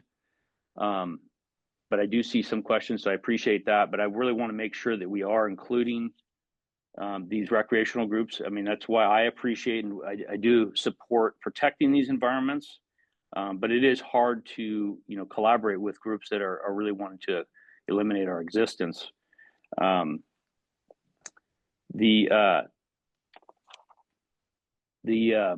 other thing I wanted to, talk about was the enforcement of these. And I think that specifically to Duxbury Reef, when these MPAs first went in, I was involved with that process. And, one of the challenges was the lack of funding and support for enforcement. And some areas, took it upon themselves to do that. And a lot of the problems that they've identified at Duxbury Reef are an enforcement issue of the existing MPA.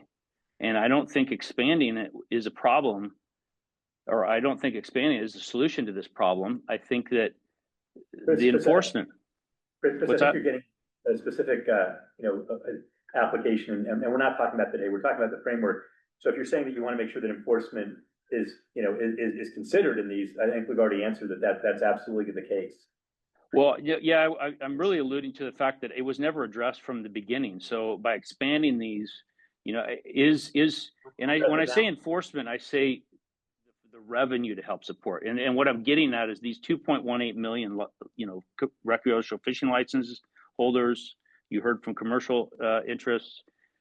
That's what supports the enforcement. That's what supports Fish and Wildlife. And we reduce those numbers of access and reduce the licensed anglers out there.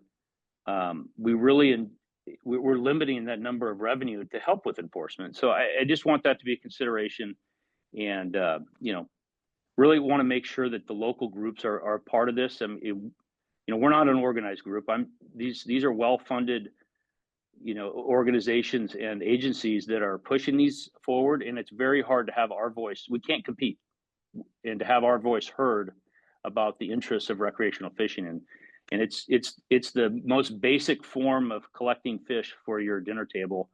And I really think it needs to be protected. And I appreciate that you have identified some of those things. And I just want to emphasize the importance of that. So appreciate your time and your work on this. Thank you. Thanks, Chris. Wayne, please. Good morning, Commissioners. Wayne Cutto, former Executive Director for CCA Cal. And I appreciate all the work CDFW and the Commission staff have put into the effort. I agree with Chris that this is unfortunate that this is taking such valuable resources from other critical projects. I keep going back to the original decadal review and the adaptive management goals that were laid out to us and how this has morphed over time. I agree that we should prioritize north to south and also by complexity. Obviously, it makes it easier and more people can then comment as we go forward. I have the same concern that Jamie has with the comment, Commissioner Sklar, that you just woke up a bunch of people saying that, hey, if we don't show up, then we're not going to get our way. And that could just bring busloads and a ton of people online. And that's not going to be productive to any of us. We work as a coalition on purpose to consolidate our message so that we don't waste people's time. And we try to consolidate our organizations so that each individual doesn't have to, talk individually. So. Hey, Wayne, we understand when somebody's representing 100 people, it's not the same as one individual coming in. We always take that into account, and we understand that. Okay, well, I appreciate it, guys. Thank you, Wayne. Casper. Hello, can you guys hear me? Yes, we can. Go ahead, please. Okay, great. 1 second. Hey, this is Casper Kazazian with California Surf Fishing, representing the interests of historically underrepresented shore fishermen during the MPA meeting. Thank you guys for the thoughtful creation of the evaluation framework. I am calling in from El Salvador, so my reception's been kind of spotty. I've been dropping in and out of the meeting. Apologize if I miss anything important. There are really 3 things that I just kind of want to emphasize and point out. I want to reiterate the importance of community support among stakeholders when evaluating the petition, of course, including the support from our shore fishing community and as well as other stakeholders.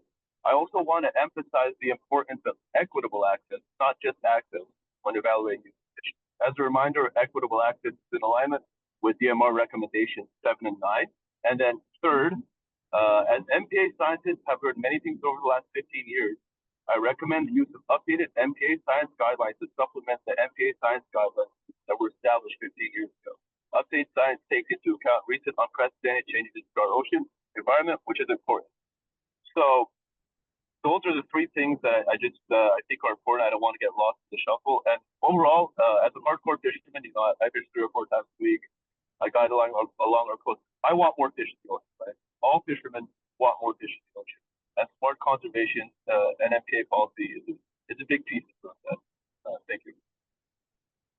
Thank you, Casper. Molly, please.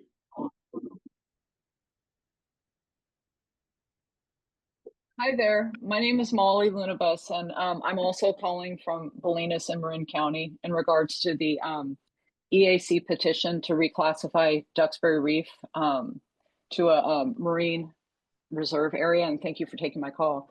My question for you all is, I'm wondering how the commission initially vets the transparency of the individual petitions. I know transparency is important to the group.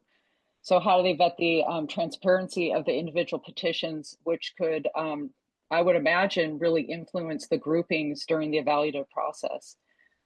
Like Chris said earlier, what we're facing in Bolinas with this EAC petition for Duxbury, it's really the potential closure of simple hook and line recreational fishing on 8 to 10 miles of our coastline.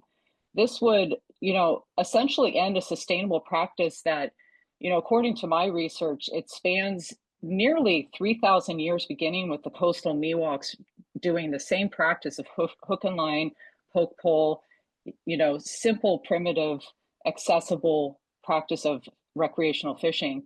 But this would also pose a threat to our small fishing community, a small commercial fishing industry. Is judging by the language in the reclassification, it could also potentially eliminate surfer access, and it could jeopardize tide pool education for local schools in this massive stretch of coast. So this is an enormous impact for our community, and yet we're just hearing about it. Me personally, I just first heard about this 4 days ago, and like Chris, I live walking distance from the coastline, and so when the EAC reports to the commission on July 3rd that they have, quote, one more thing, they have broad community support. I'm going to interrupt you.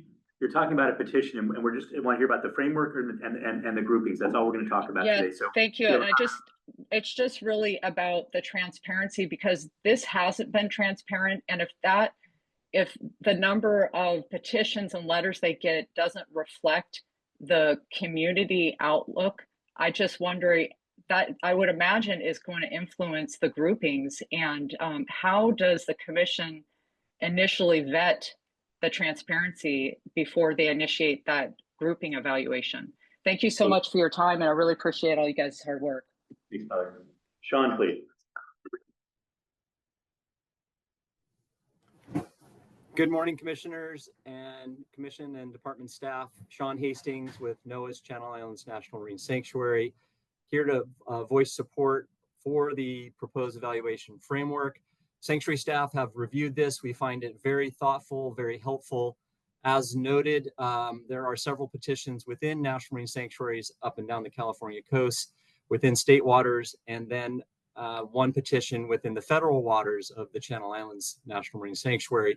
This framework is very useful. We plan on using it ourselves so that our evaluations are consistent with the department's process. And we do plan on coming to the commission with our input on the petitions within sanctuary waters. And of course, we want to share with the commission and the department and the public our evaluation of the federal water marine reserves and conservation areas within the Channel Islands Sanctuary. As noted, and probably obvious to all the veterans there, the network within the Channel Islands was built together, it's been managed together, and we will continue to work together with you all to assess the validity of the petitions and their application to move forward in a cohesive way. So thank you very much. Great, thank you, Sean. Jamie, I see your hand up again. If you have something very briefly, but since you've already gone, it has to be very brief. Jamie? Yes, sorry. One question on the tribal aspect. Is there a way or is there, maybe this is part of the process as it moves forward, but for a tribal component of a petition to move forward separate from the rest of a petition, like there's a petition that has multiple pieces to it, one piece is specifically tribal, other pieces are not, and is.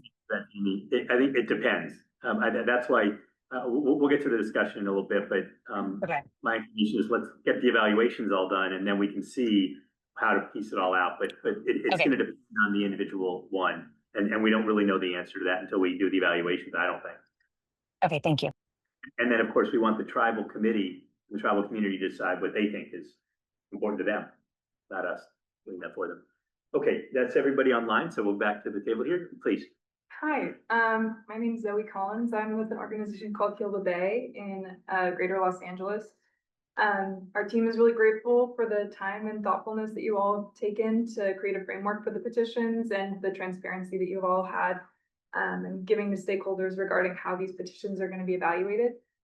So thank you so much for all of your work. And in regards to the proposed groupings, we agree with Commissioner Murray's notion that bioregional approach would create the most inclusive public comment process because it reduces the amount of travel required from local stakeholders. As an organization based in LA County, this type of evaluation would definitely ease a burden on us and our community members to only have to travel to specific meetings. I'd also like to reiterate Cal's point on the benefits of having place-based meetings, and we'd love to support identifying locations that might offer free meeting spaces in LA County. And then that said, we also just raise once again our support for a holistic network-based approach that sees the petitions as part of a whole. I'd also like to talk about questions 5 and 9 regarding information gaps and science guidelines. So we recognize this framework is designed to be applicable to a wide range of petition topics, but one outstanding question that we had was like specifically what evidence will be used to answer the questions provided.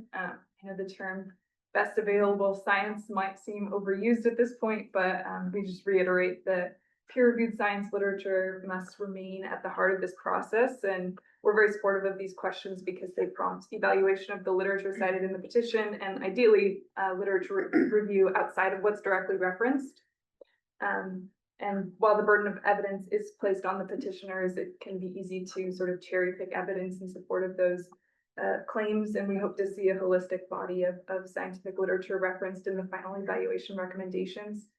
And so for that reason, to Commissioner Murray's earlier question, I think we believe it would be impactful to add an additional question about climate resilience because of the external literature review that that consideration requires. And then finally, since it's been raised in conversation, I'd also love to comment on question 14 about proposed changes providing more access opportunities for traditionally underserved or marginalized communities. So we're really excited to see that access is outlined as a priority, but I think it's important to raise the conversation that's been had in this room quite a few times at this point, which is sort of defining what equitable access really means to this commission and what groups would be considered traditionally underserved or marginalized. I think that this conversation is often centered and prioritized fishing groups, whether that be recreational or commercial, which doesn't always reflect the nuanced nature of environmental justice issues in communities. So one study done by our staff using Angler zip code data reflected that many recreational and subsistence peer anglers come from inland environmental justice communities. Another one of our studies completed by our science and policy team found that the vast majority of subsistence anglers in LA County didn't speak English as their primary language and came from immigrant communities, so which is a particularly marginalized group, especially in Los Angeles right now. So these studies just provide evidence for what many people in this room already know to be true, which is that recreational and subsistence angler groups deserve true equitable access to coastal resources. But the entire angling community, including commercial anglers, don't always reflect the same needs, though those priorities are often elevated, sometimes above the communities that are really excluded from these conversations. So yeah, those are my comments. Thank you so much for your time. Thank you. Eric, before we go to the next speaker, rather than me giving a long speech at the end, I'd love to be able to just like pop in and say things as they come to me. I've heard a few comments both on Zoom and here in the room that that remind me that one thing that I didn't see in the framework explicitly called out, but this is also a thread to pick up from yesterday, is adding I don't know if it's a note or a screen, something that should be sort of pervasively considered both about our coastal fishing communities policy. I think we should name that, and our Jedi policy. I think both of those, if these are policies that guide our work, and they're both ones that we've, unlike some of the ones that are 30 years old, they're both policies that we adopted fairly recently. I think we should name them both and consider them both in the framework. And we're happy to entertain any suggestions. Well, that's all I have so far. Your staff have it when we get there. I do have just one follow-up on, it should go without saying, but since it was brought up, just to assure everyone, we're not gonna be cherry picking data sources, not putting our thumb on the scale anywhere. I know you weren't, but you mentioned it, so just to make it clear, there's not gonna be any cherry picking of anything. We're gonna be looking holistically and taking a fair and balanced approach to our evaluation. And just because some members of the public do that, doesn't mean we do that. Yeah. I didn't mean to say anything orally, I just sort of, it can be. Thank you for coming. Michael Quill, Wayne Programs Director at Los Angeles Waterkeeper, and I gotta say, she's just a troublemaker. You can tell by the I want to start this by saying, we need microphones in this room. It's hard to hear anybody up here at the table in the back, but just leave that to the technical group to deal with. We can hear people online really well. I just want to compliment DFW staff. My hat's off to Craig. I mean, he has jumped into looking at things that went down a year ago. We're getting into the minute details, and my hat's off to you and the way that you have opened the door to speaking to the environmental groups and our fishing groups to talk and open and try to open this up. I mean, it's a job well done, and I don't envy you. We are at Waterkeepers in support of the framework. We think it's really done a great job, and it's getting there. It's been very, very time consuming. I'm looking at some of our priorities, which are in the 5 to 10 year window of MPA enforcement. So I don't know. I'll pass that to off to Zoe to take care of later down the line. I do look at number 14, and I'm glad you mentioned that, Commissioner Murray, because we do get lost. Our Jedi work is getting dissipated by some outside sources. I think refocusing on that and equitable access. I know a lot of folks are talking about that. I get confused by number 14 because we're talking about equitable access to fishing and the MPAs. Well, some of the proposed petitions support closing down fishing in the MPA. So I'm a big advocate for our systemically bypassed communities. Communities of hope is a new term that I'm trying to use to be able to get out to areas, to the ocean and fish. So I'm a little bit confused how we're opening up those areas to fishing when in LA County an SMCA is closed to rod and reel fishing. And I don't know if I need an answer or I'll try not to ramble on here. I just refer, also, my other question was, Craig, again, referred to climate change, and it's been mentioned. Is that a priority, and how high and how soon will we know that is a priority? Because, I mean, we're able to say it in this room, in some rooms we can't even say it. But I think that it is a changing priority and will change the evaluations of these MPAs if that becomes an acknowledged priority. As far as the bioregion scheduling, I say sooner than later, so we can get the ball rolling and predicting where we're going. As far as being a well-funded program, I mean, I'm using a lot of my own PTO time, and I'm always chasing for funding. I do have funders that take care of some of my expenses, but we are doing a lot of in-kind work because we're dedicated to this. And going back to when we first started, and we were the first organization in LA to produce Spanish translations of the regulations. So we have come a long way in our equity work. And I got to throw down because she said about LA, we can work together. And I'll throw Cala into this mess. If we want to get something done in LA, nobody wants to come to LA though, but we can put something together. We access to spaces that we can throw out there. Can I just say one thing, please? You mentioned this issue of access, right? And question 14 is fairly inclusive in terms of trying to name different kinds of access. And I just want to call it explicitly, because you mentioned this. Access doesn't just mean fishing, right? Oh, I know. No, right. And access is fishing and kayaking and surfing and bird watching and sitting on the beach and just looking out at the ocean and knowing that it exists. And those are all different kinds of access that all matter and are all valid. And our challenge always is how to take care of all those different kinds of access, knowing that some kinds of, one person's access may interfere with another person's kind of access. And so how to, that's a philosophical issue, but it's something we're always trying to address, is how to make sure everybody's getting what they need out of this beach and this ocean. And that's a huge challenge that's been perennial and never ending for us. So it's not a blanket statement about fishing and access. We're talking access. Fishing could be part of the access. And it's named in question 14. County by county, yeah, but. I felt compelled to say that out loud, so thank you for raising it. I would like to have more access to fishing in LA County today. Hi, Commissioners. My name is Isabel Dawson, and I'm a policy associate with the Environmental Action Committee of West Marine. Thank you, Dr. Schuman, for the presentation, and also thank you to department staff for the development of this framework and for your continued dedication to the MPA petition process. We appreciate the interagency collaboration between OPC and FGC, as well as the department staff's willingness to dialogue. We're generally supportive of the framework and support a bioregional approach, which looks at the network holistically and facilitates holding dedicated meetings on specific petitions in the future. So this is much better for stakeholders to have adequate notice to participate meaningfully. We support the consideration of both consumptive and non-consumptive activities and the consideration of changing conditions, including climatic changes, which should be specifically called out. We also sign on to written comments and would just like to ask a couple of clarifying questions about the framework. We notice community support is no longer a factor in the draft evaluation framework, and so from our understanding, community support would not be considered by CDFW staff when analyzing petitions. However, we would like to clarify how community support will be considered at the commission level, as well as what counts as community support. So, for example, if a petition has written or oral support from community members or pusher people that also include substantive scientific, educational, or other justification for that support within it, would this information be considered in the evaluation or just at committee meetings?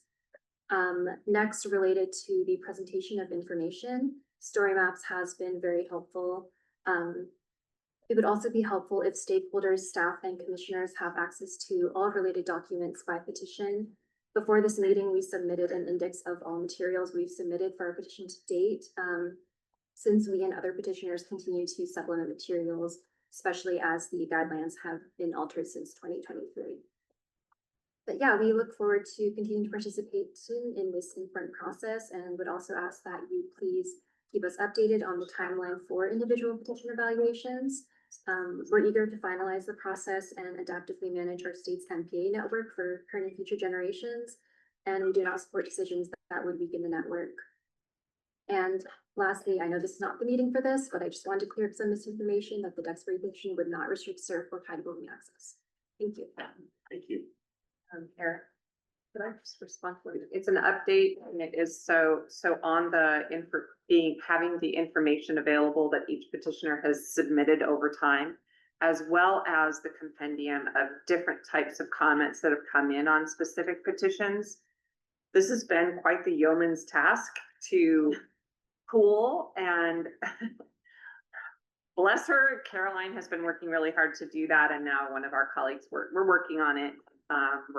We're getting close. We're going to have little handy access. The department has offered to create links within the story map so that you'll know where to find information on specific petitions. So we are pooling together the progressive information that individual petitioners have submitted, but also the range of feedback that each one has received. And that'll all be done before we start going into the petitions themselves, so that that'll all be available by the time we get the evaluation. Yes, and we will add to it. And of course, the evaluation department will be added to it with all their backup material as well, right? Yes, but once we catch up from December 2023 to now, for every petition, we will, and we're doing our best to figure out which petition, if sometimes it's like, that's why Carolyn knows so well. that people talk about locations, and then we have been figuring out what petition that would be linked to so that it's Right. so we're working on it. We might miss some, but the essence should be represented. I'm Mitch Conniff from the Point Loma Commercial Fishing Alliance. Want to thank the staff for putting together the framework that we all learned about today. That makes us feel anyway a lot better about where this process is moving forward. The one kind of comment or encouragement I would have is that part of the scientific analysis include some hard economic analysis of what these expansions and some of the fishing closures are going to look like for the dozens of families that make a living off of these areas. Not just the annual data in terms of number of jobs supported, the economic, annual economic data, but what happens to the capital investments, kind of lifetime investments a lot of these small businesses have made in limited entry permits and vessels and everything else. And then just in terms of the groupings, I guess my question would be if it were to be a bioregional grouping, north, central, and south, specific to 23-33, which has 7 different MPA expansions over 2 different regions, what would that look like when applying the framework to that? Would we be looking at each individual expansion, having the framework applied to each individual expansion, or would it be applying it to the entire petition? I guess would be kind of the question or confusion we might have. If anybody's able to answer that. You want to address that? I mean, that one in particular, I think, because it focuses on the central theme of protecting kelp. Right. I think the framework allows us to look at it many different ways. Right. How we're gonna do that will depend on if the framework gets approved. So that was a very political response. Like, I think that one could probably go either way, and it'll really depend on once we start digging into the rationale, the information provided, the data available, as to whether it makes sense to do it holistically. Okay. That being said, I think we've really thought a lot and had a lot of internal discussions about how do we consider significant expansions or new MPAs. And so I think that's something that will be reflected in our analysis in the framework. Okay, that's helpful. Thank you. Please go. Good.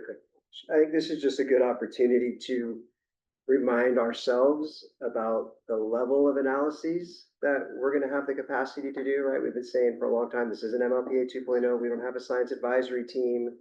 We don't have consultants running the numbers. So like economic analysis, right? We will do the best with the information and the time that we have. Right. But it's not, we're going to do the best we can. Yeah. And all of the different science analysis, everything, because it's just. And then we're going to do the best we can with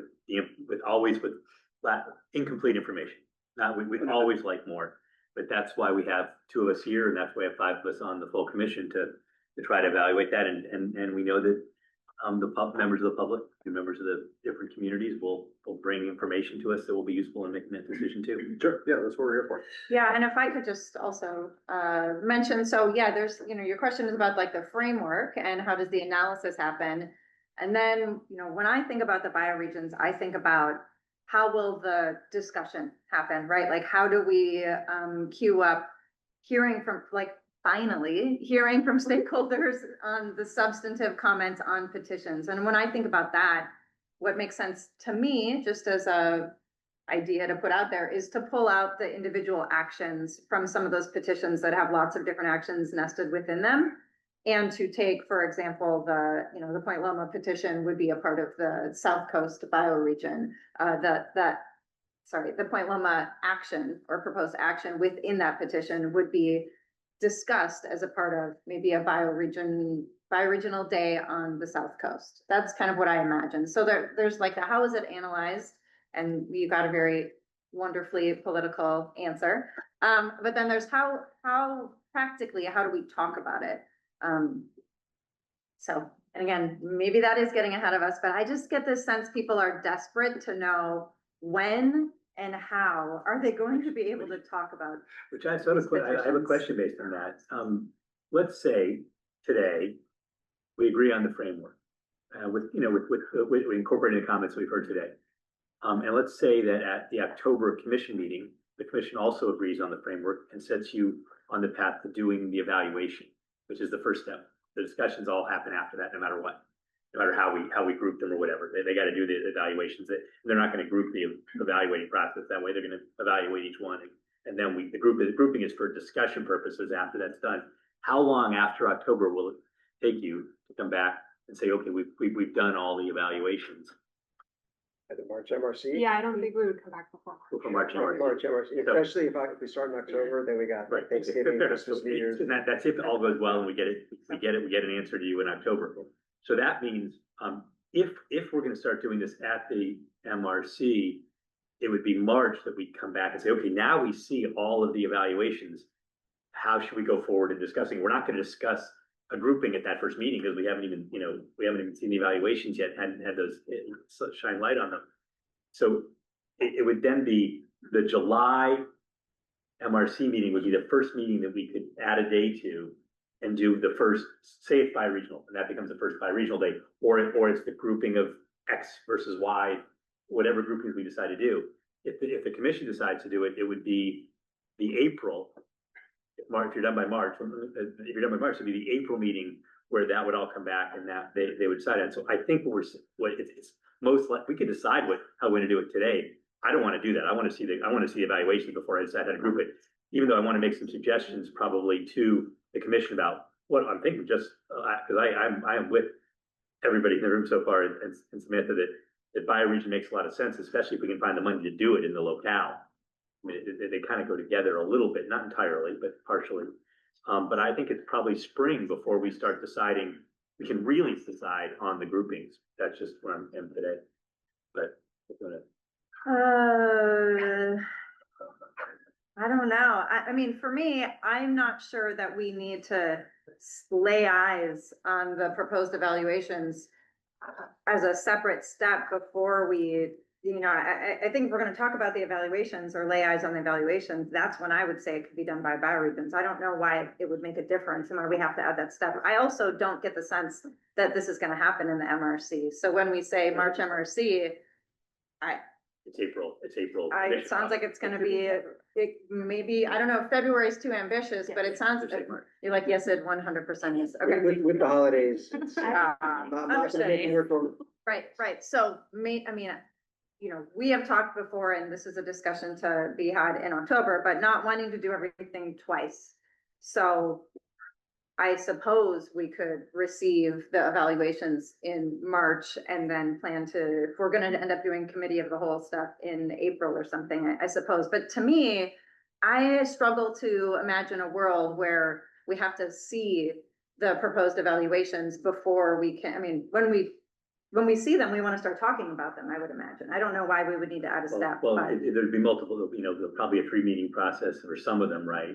And then we'll see, have a notice hearing where we see them or receiving. And I don't think we jump into notice. I think there has to be like a dedicated meeting where it's like, hear ye, now is the day we want to talk about this proposed action. Come one, come all. Right. Let us hear your comments. That's before we can go to notice on anything. Right, for sure. Listen, I'm not saying we have, I'm not saying that we have to see them all. I'm saying that we're not gonna decide it today anyway. It's gonna happen in October anyway. Sure. So all we're gonna be doing is making a suggestion on it. My suggestion at the beginning, I didn't want to say it at the beginning, I want to say it at the end, is that, and I appreciate that you were asking a question, not saying what we should do earlier, but I did hear the question at the beginning, so I didn't realize that. We want to hear from everybody what they're thinking on it. I'm inclined to go to bioregion. And so my recommendation may be today, that's what in October, that's what we should discuss. I'm just saying that none of that's gonna happen today. What the framework on the other hand, I think we can make some solid recommendations on in specific, that's all I was. So I think what I might be hearing is that you would be comfortable today with an initial recommendation to support a bioregional approach. And I'm just thinking, and that there is likely going to be needing some groupings and maybe some tweaking to that based on the evaluation. So it could be a 2-stage process. I could see the evaluations and look at them and say, you know what, the bioregion doesn't make sense given what I'm saying here. I can anticipate that's a possibility. So I don't want to say today, that's how we should do it. I want to say, from where I sit today, it looks like that's a good way to do it. That's all I'm saying. So your recommendation. But I'm not making any recommendation as to, we're still getting public comment and discussion, but go ahead. Go ahead. Yeah, okay. I'm just suggesting. So Yes, so it'll be helpful when we wrap up the whole conversation to see if that's gonna be a blank or if it's gonna be an initial recommendation. One aspect of that would be that, honestly, that would be very helpful for us to know, before because Before what? Before October? if, yeah, no, you're not gonna have an MRC meeting again before October. So this is gonna be the MRC recommendation that goes to the commission for deliberation in October, unless you wanna have the whole discussion again, which might happen.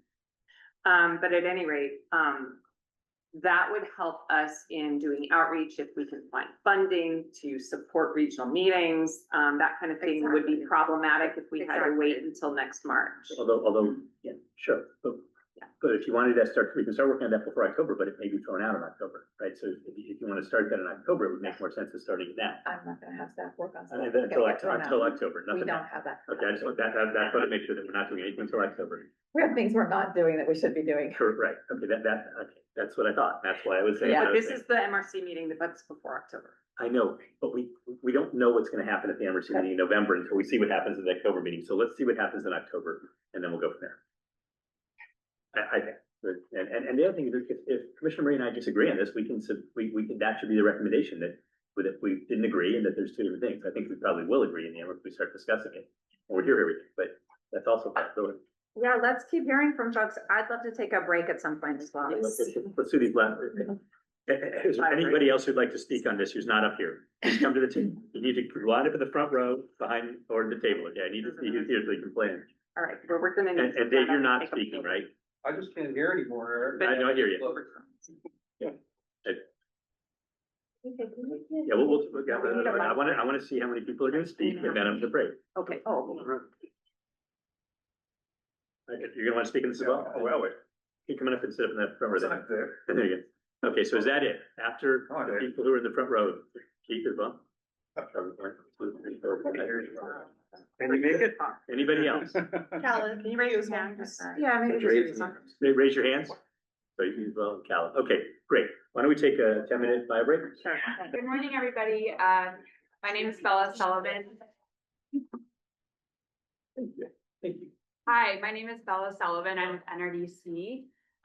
First of all, I would just like to thank the department, the commission, staff for working so extensively on creating this evaluation framework.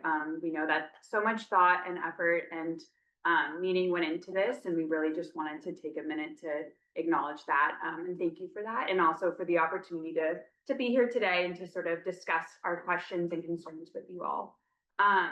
So with respect to question 7A, we understand that the department's interest in considering the agreements made during the MLPA initiative, but we also wanted to share some concerns we had with 7A.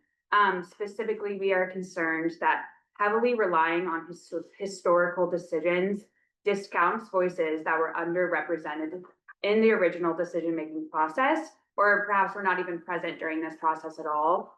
An example that comes to mind is California tribes. Since the MLPA, there's been so much progress made in the process that the state has worked extensively on to better include tribes in this process.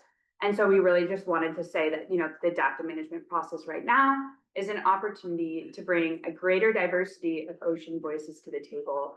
And so, with 7A, we just urge the state to continue its progress in ensuring that the evaluation framework takes an expansive view of ocean stakeholders in tribal nations. Sort of looking at question 7B, we are supportive of question 7B, and we also recommend that it sort of be expanded to ensure that the broader context of California ocean health be taken into account. The ocean does look very different now than it did during the MLPA initiative. And we wanted to sort of make sure that the inclusion of question 7B is sort of looking at the MPA network as a single ecologically connected unit. And so that changing conditions should therefore be assessed at the network scale and not just examined solely through a narrow, local, and detached lens. And then additionally, we also just wanted to say that we support the grouping by bioregion. I'll just keep that short and sweet. And then lastly, kind of circling back to the conversation earlier today talking about tribal versus non-tribal petition grouping.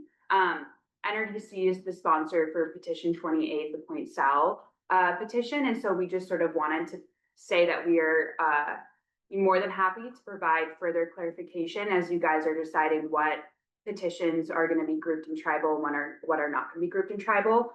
So for just some further clarification, our Point Sal MPA does specifically call in our language for co-management for the state if it was created to consult with the different Chumash bands in the region and for tribal take. And additionally, we do have support from different bands in the region and are sort of exploring different collaborations that could take place with the different bands if this MPA were implemented. So we just wanted to say we're more than happy to provide any additional information as you guys are going about sort of bidding those together. Yeah. Great. Thank you, Bella. Please. Hi, I'm Merritt McCrae, and I'm here with the Sport Fishing Association of California's charter board organization. First of all, I want to express appreciation for this particular type of venue. It really gives us a great opportunity to be heard. The round table, square table, opportunity is really, really good. I want to talk about a couple of other things too. I want to also congratulate Jamie Dimon for her appointment to the Pacific Fishery Management Council. Oh my God, I didn't Make sure that everybody this is a great thing, and we really look forward to her voice on the conservation side of things with respect to our fisheries. I want to briefly acknowledge Chris Voss's comment on workload. That's something that I think, without a doubt, will be a closer look will be taken look at as we move forward. I have some specific comments with respect to question 14 and 15, and then just a little bit on how you end up laying out all what could be just an endless table of columns potentially, so that we can actually see this.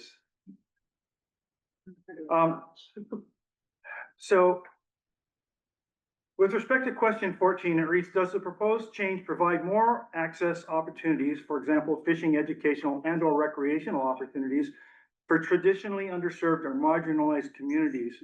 And I'm thinking that this could be made more broad in the same way that question 15 is. Does the proposed change impact access by traditionally underserved or marginalized communities? For example, fishing or education and other recreational opportunities. And so that opens up the opportunity to ask, if so, how? Does it improve them? Does it reduce them? Does it preserve them while reducing others' access? Things like that. For question 15, it's already broad the way that I'm asking for question 14 to be considered. And it seems like question 14 around here has already been considered in that kind of more broad context.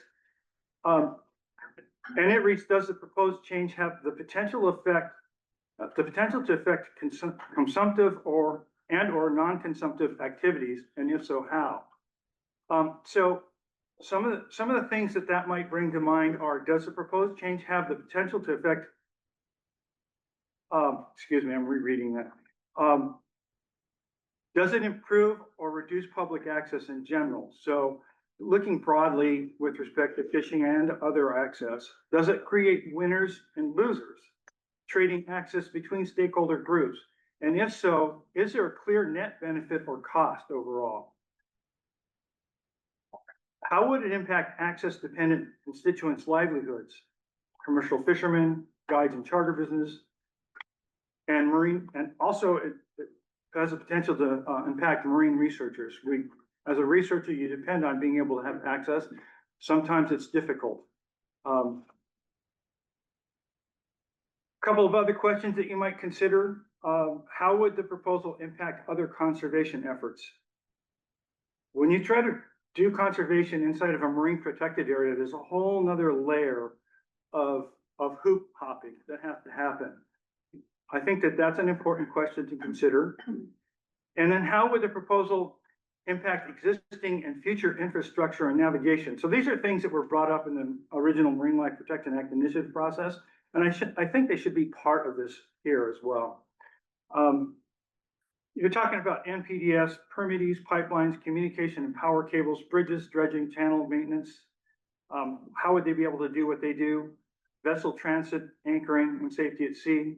And then now, which is more brought to the top, is a concern about, fuel use and carbon impacts. Is there a benefit or cost to closing off an area? But sometimes it can result in limitations in transit.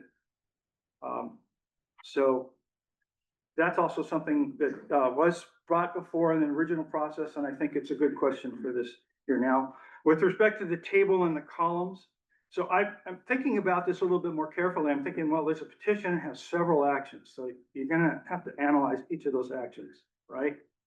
And then the next petition, and then several more potential actions. And then so the table could extend out a long ways.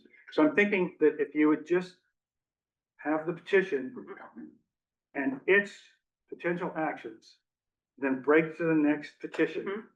It would be a lot easier to see, and you might even have to go ahead and. That's what they're gonna do that. Just to clarify that, that's good to clarify. So it might be still might be a really big piece of paper. Why does Yeah. this brand? And hard to track without So yeah. giving it all apart. Thinking Yeah. about that. Have numbers and columns on the side of it. So that's what I have. So thank you for hearing me. And once again, this opportunity is great. I got to be heard for more than my 2 minutes. Thank you. Good morning, everybody. Ray Heimster with Orange County Coastkeeper. I want to start off by what so many people have so far, thanking the staff and everybody for developing this. I mean, this is, for something that everybody was anticipating so much, seems to have come off pretty good. There really hasn't been anything like going, this is totally wrong, And so I want to thank the staff and the commissioners for being open to talk to us, on so many occasions, and that's really helpful. So I just want to mention I support the grouping by bioregion. I think that's really a good idea, but I do think there should be room for some additional, differentiation. So, for instance, in the South Coast bioregion, if you're just looking at new or expanded MPAs, one is 4, one is only 1. So, that's something we could be thinking about. And then I want to also focus in on question 7 and 8. And I had a slightly different take on that. And I just want to, read it real quick. Is the proposed change affects an existing MPA? Does the proposed change align with the original intent of the MPA identified during the MLPA initiative planning process or implementation?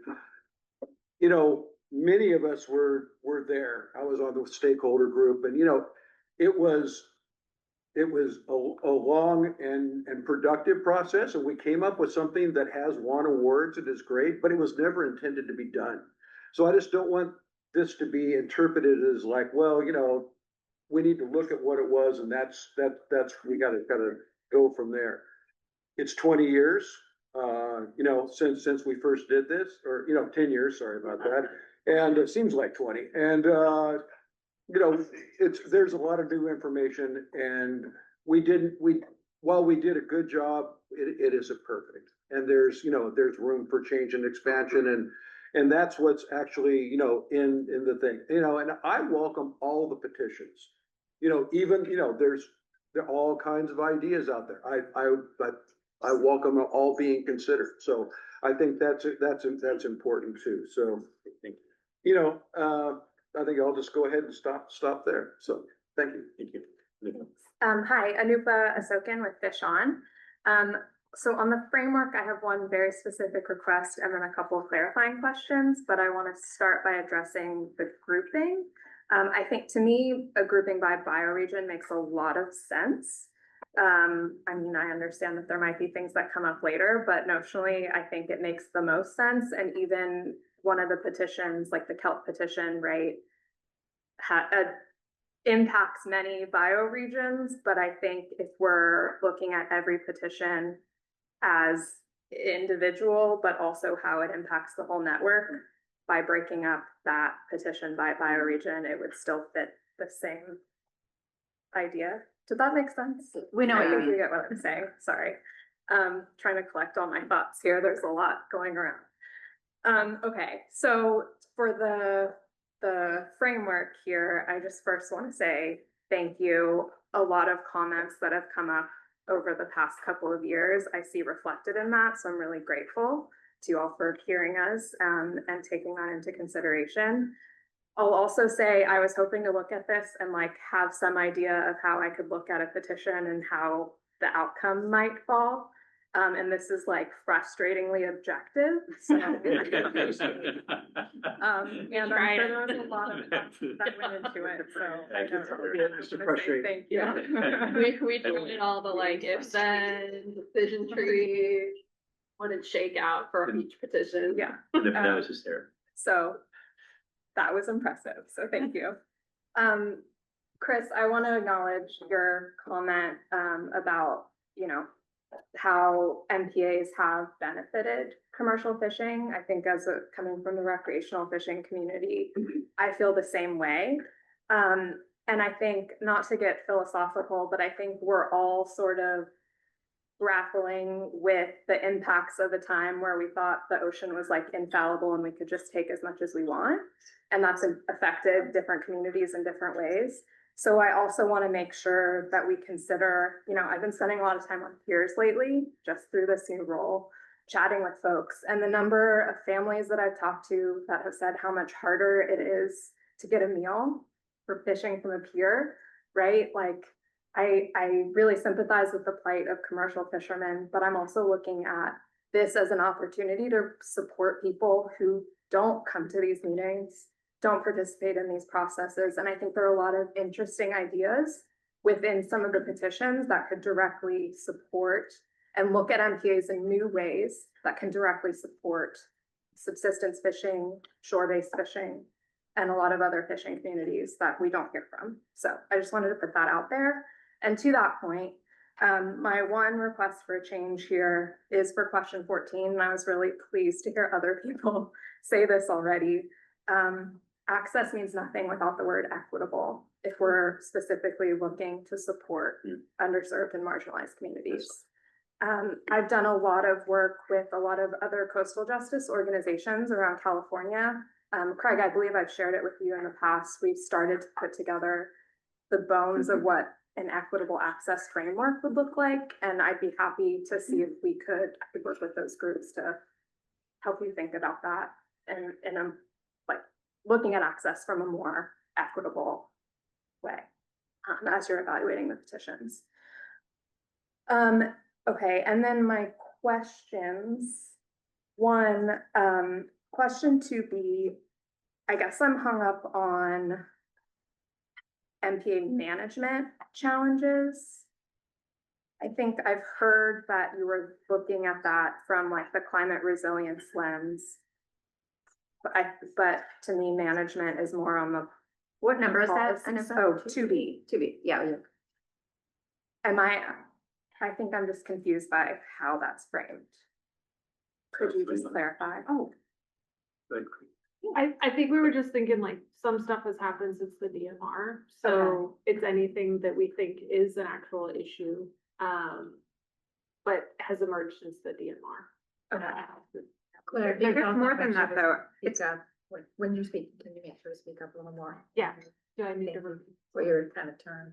Some proposals are based on experience in an area where they say this boundary needs to be moved just to here because there's a lot of public confusion, and we think it'll be a lot easier for the public if it's here. Okay. That's like adapting because it's been challenging for them to help the public understand. Okay, so that makes, I guess I'm just trying to understand what the scope of management, like MPA management challenge. Management is broad. It's Okay, so it's So intentional. broad, Yeah. yeah. Okay, that's fine. But as they'll we- they'll articulate it, right? Yeah. Yeah. And then, my other question I was curious about the specific call out in several questions, 7A and 8, I think specifically, of the Northern Channel Islands. So that's just reflecting that the Northern Channel Islands were a separate process from the MLPA Okay. initiative. So just distinguishing those two processes from each other. So that was the Merwig process that took place Right, before the Central Coast MLPA initiative Right, process. I also wanted to call that out because I think there are a lot of people that weren't there, myself included, so I think that's worth highlighting. I think that's all I had, so thank you. Oh, one last thing, I'm sorry. Can you speak up a little bit? Oh, yes. Thank you. I just wanted to say that I think tribal committee review is really important. And then as far as the grouping, I think anything that would call for tribal co-management in a petition would definitely make sense to go through the tribal committee. Even if the tribes haven't been involved in the petition or haven't asked for a co-management? I mean, if it's part of what's in the petition, then it should go to them. And I should clarify something. Every petition is going to the tribal committee. Yes. Every that should committee. happen too, This but- group, when we'll get to the discussion about what we do about the tribal thing, because Samantha brought up this point early on, it's really important. The tribes need to decide what's important to them, not anybody else. That's just a given, I think, I don't think there's any disagreement among any of the commissioners on that. There won't be. And everything that the commission is gonna decide on goes before the tribal committee. And they can decide whether they want to talk about it or not. So, yeah, I mean, we totally get that, hear that. Thanks. Thank you. Can you, next couple people come up and fill these chairs, please? Tomás Valadez with Azul. We agree with the bioregion groupings. I think that makes a lot of sense for stakeholder participation. I think especially if we can get it in that region itself, obviously, budget's gonna be an issue, but we'll see about that. Yes, sorry. Yeah, the microphone's over here, so speak loudly for that. I think it's important to name and take into account the commission's JEDI policy and the framework. I think that was a really great point by Commissioner Murray. I really appreciate that. Another point that Commissioner Murray stated was some of the other forms of access that are not non-consumptive forms of access that are important to note and are in line with Goal 3 of the MLPA. That's something that doesn't get brought up enough, in my opinion, and I really appreciate that. As far as climate resiliency, I think it should be, I know it's kind of thought of in every question, but I wouldn't mind seeing a question on climate resiliency in the framework itself. I really appreciate it being taken account into every question, but it wouldn't hurt in my opinion. With regards to question 14, I think it's really important that we don't lose sight of who are marginalized communities. That's just a point here at Azul, the work that we do, that's really important to us. And generally really appreciate the work by Craig and his staff on the framework. It's really, really well thought out, and just appreciate that. Great, thank you very much. So I see a couple empty seats, so I assume there's nobody else who wants to speak after this? If you want to speak, come up and take an empty chair. Okay, so we only have 4 speakers left. Is any, Dave, you do want to speak? Okay. I do now. Is there anybody else who wants to speak on this? Raise your hand now. Okay, great, thank you. Keith, please. My name's Keith Rutzard. I'm with the Giant Kelp Restoration Project, and I've said it before, and I'll say it again. I wish there was a question about urgency in all of you. It seems like this is going to be another year here, but +1 for bioregions. I think when you know more about the evaluations, you'll probably reach that same conclusion too. And +1 for travel. I'd love to have you see what we're doing in the context of where it is. So. Thank you, Keith. Who's first? Yeah, let's everybody go who's already hasn't gone yet. So go ahead. Okay, great. Hi, Katie O'Donnell, U.S. Ocean Conservation Manager at Wild Coast.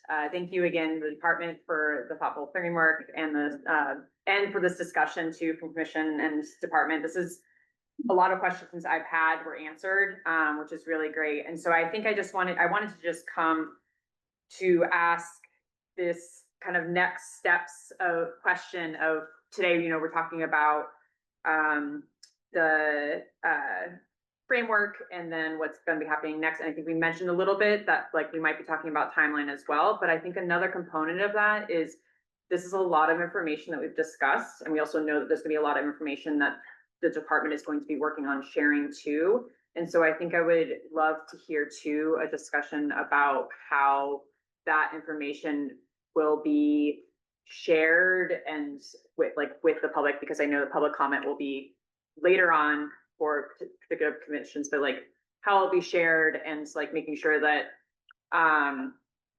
like having that information and then giving the time to then reflect, have people like be able to absorb and reflect that information, I think will be really valuable. So that way, when we come to the meeting, when we all have, I think as Samantha said earlier, the here he, come home. That people will have that kind of information like to have in the background. It's like a context for all of us. So I think it'd be really helpful. So I think that's all I really had, but really again, appreciate and this openness and willingness and transparency of having these conversations and being able to talk about them. So Katie, thank you. I think to some extent Susan answered that question earlier in that, Caroline's working on, and there's going to be a massive that database source for all the information that's been gathered so far. And then obviously it's key for us when the evaluations come in to add those to that, in addition to being part of the agenda and the many materials. And one of the reasons I was saying it's going to be a stretch out timeline is I want to make sure that those evaluations have lots of time for people to read and understand, particularly if we're going to be doing three different days attached to meetings every 2 months. That first meeting, we can't have it so soon after the evaluation about that first grouping doesn't have time for people to properly understand and delve into it, because some of them are going to have a lot of data associated with them. So it's really important. I agree. Yeah, great, thank you. And I realized +1 for fire returns too. Thank you. Go ahead, please. She's already spoken, so go ahead, please. Steve Waite, recovery oceanographer, represent the All Waters Group out of Santa Cruz. I'll make it real brief. 2 questions I have about the evaluation process.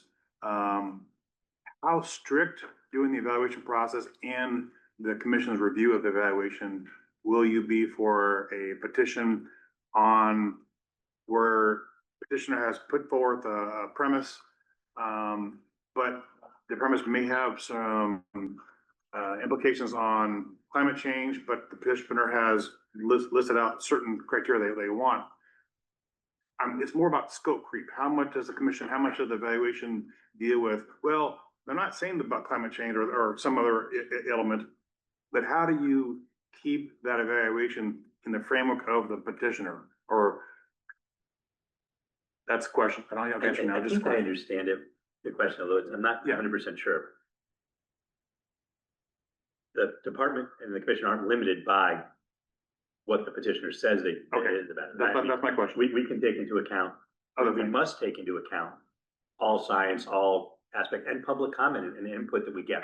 That's my question. I think tell me if I'm wrong, Smith, but I think that's by definition what we do. Okay, no problem.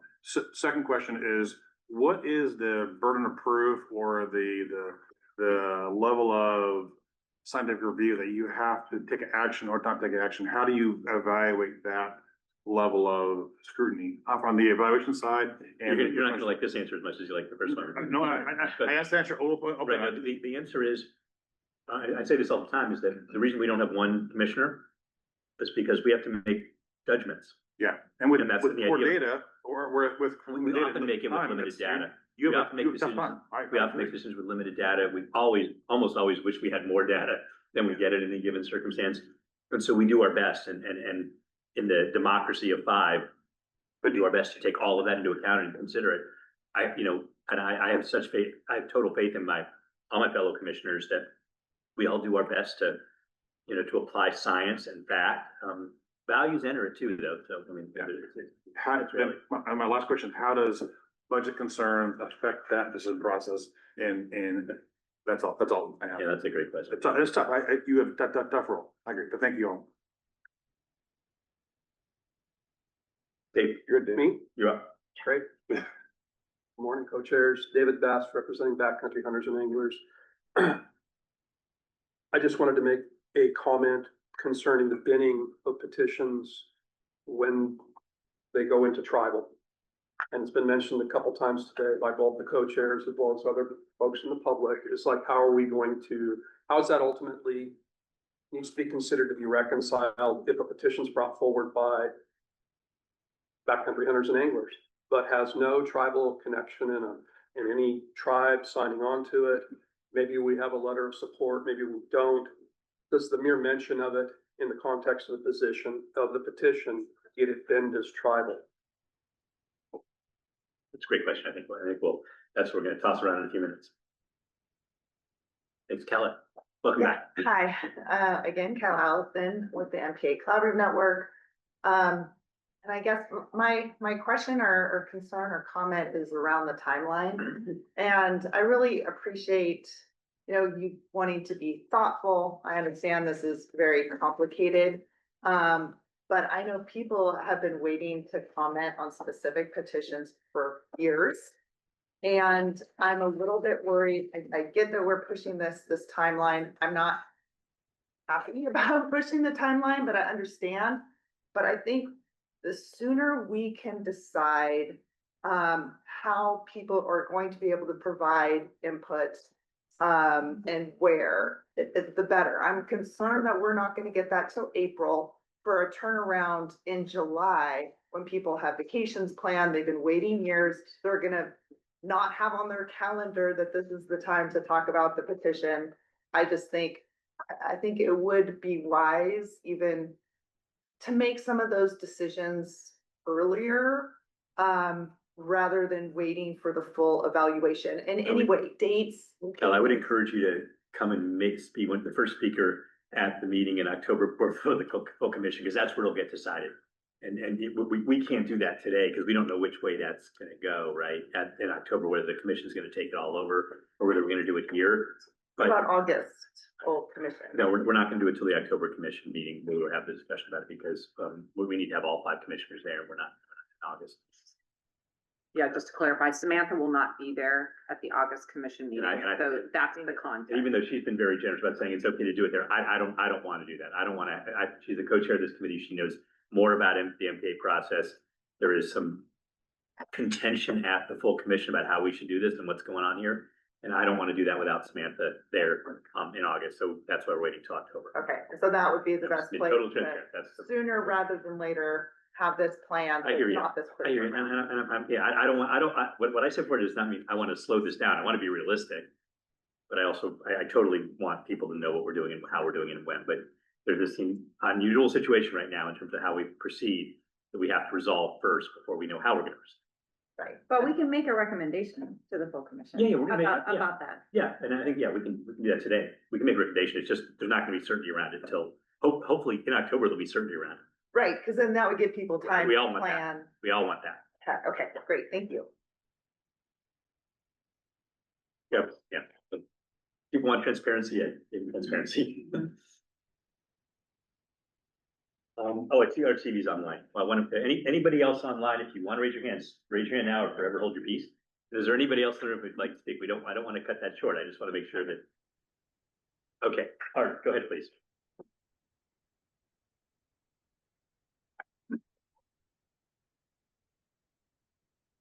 Yeah, good morning. My name's Art Seavey. I'm with Monterey Abalone Company. And I just had one question or two questions. One would be if it would be possible to, I saw on during Dr. Schuman's presentation that there was a line where petitions will be evaluated on potential impacts to aquaculture.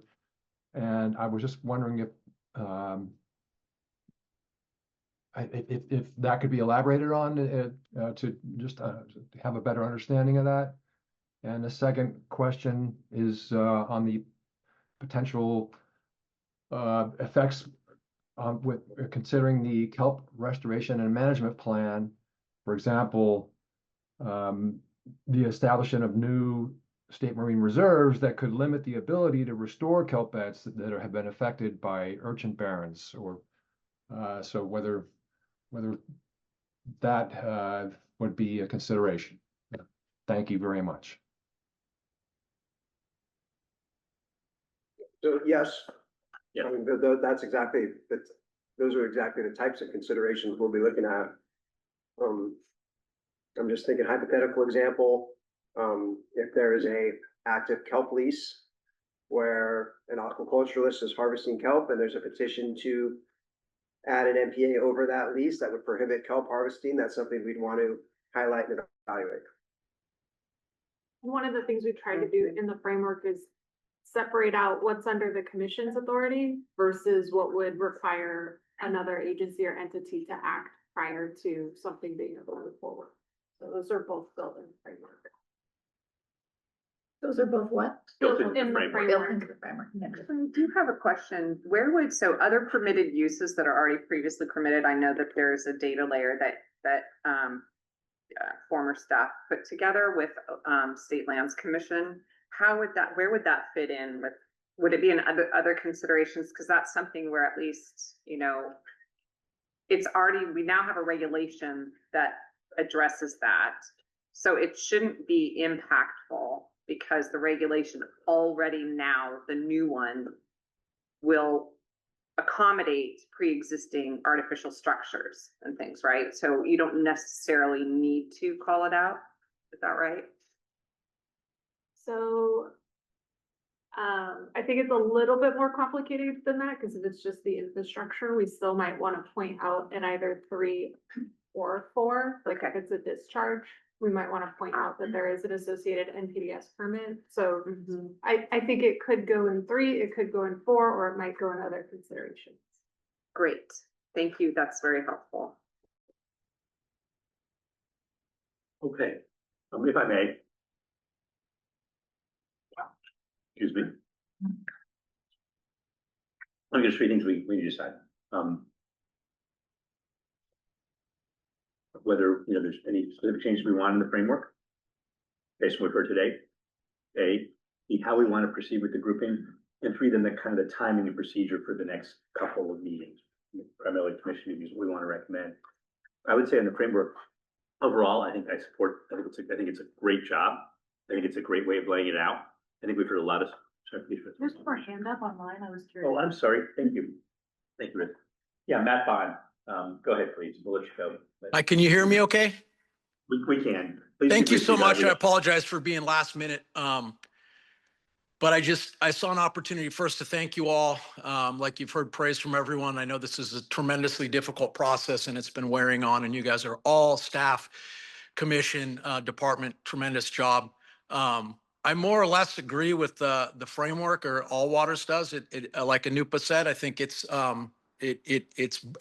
broad and fair. My comment today goes back to the budget thing, and I was happy to see question 10, I think it is, which was kind of the first, in my experience reading all this stuff, opportunity where the department or the commission has an exit to say, this petition doesn't meet certain guidelines and frameworks. Let's move on. Maybe this petition doesn't do what it says it's going to do. Let's move on. I don't know, and I'm not smart enough to know what the criteria would be to disqualify something, but that's how I read that question. So my question is, am I accurate in that a little bit? And if so, why wouldn't we do that first? We're looking at a process now to try to get free places to meet. My heart was broken when I saw the abalone plan, that it's not a plan because there's no money. You all are doing heroes work with shoestrings and breadcrumbs. And I just think the more we can whittle away things we know are going to eventually be gone anyways, allows the limited resources you do have to be best deployed. So I guess that's a question and a statement. Does question 10 allow for whatever criteria a petition to be quickly eliminated? I'm happy to take it. Yeah. So no, we tried so many different ways of sort of critical control pathways where we took some of these criteria and said, these are the ones that are essential. A petition has to meet these or it doesn't move forward. And the 15 remaining petitions are so diverse and complex that no matter how many different ways we tried that, or sort of the if then, yes, no, plinko down to the bottom, like nothing really worked. And then also because we're a department making recommendations to a commission, we didn't want to presume that the commissioners had, one criteria was more important than the other. And this gives them the ability to take our scientific recommendation, our evaluation, our information, and then sort of make those decisions on the petitions. Got it. Yeah. Thank you for clarifying that. And again, Thank you for everything you guys are doing and looking forward to following through on this process with you all.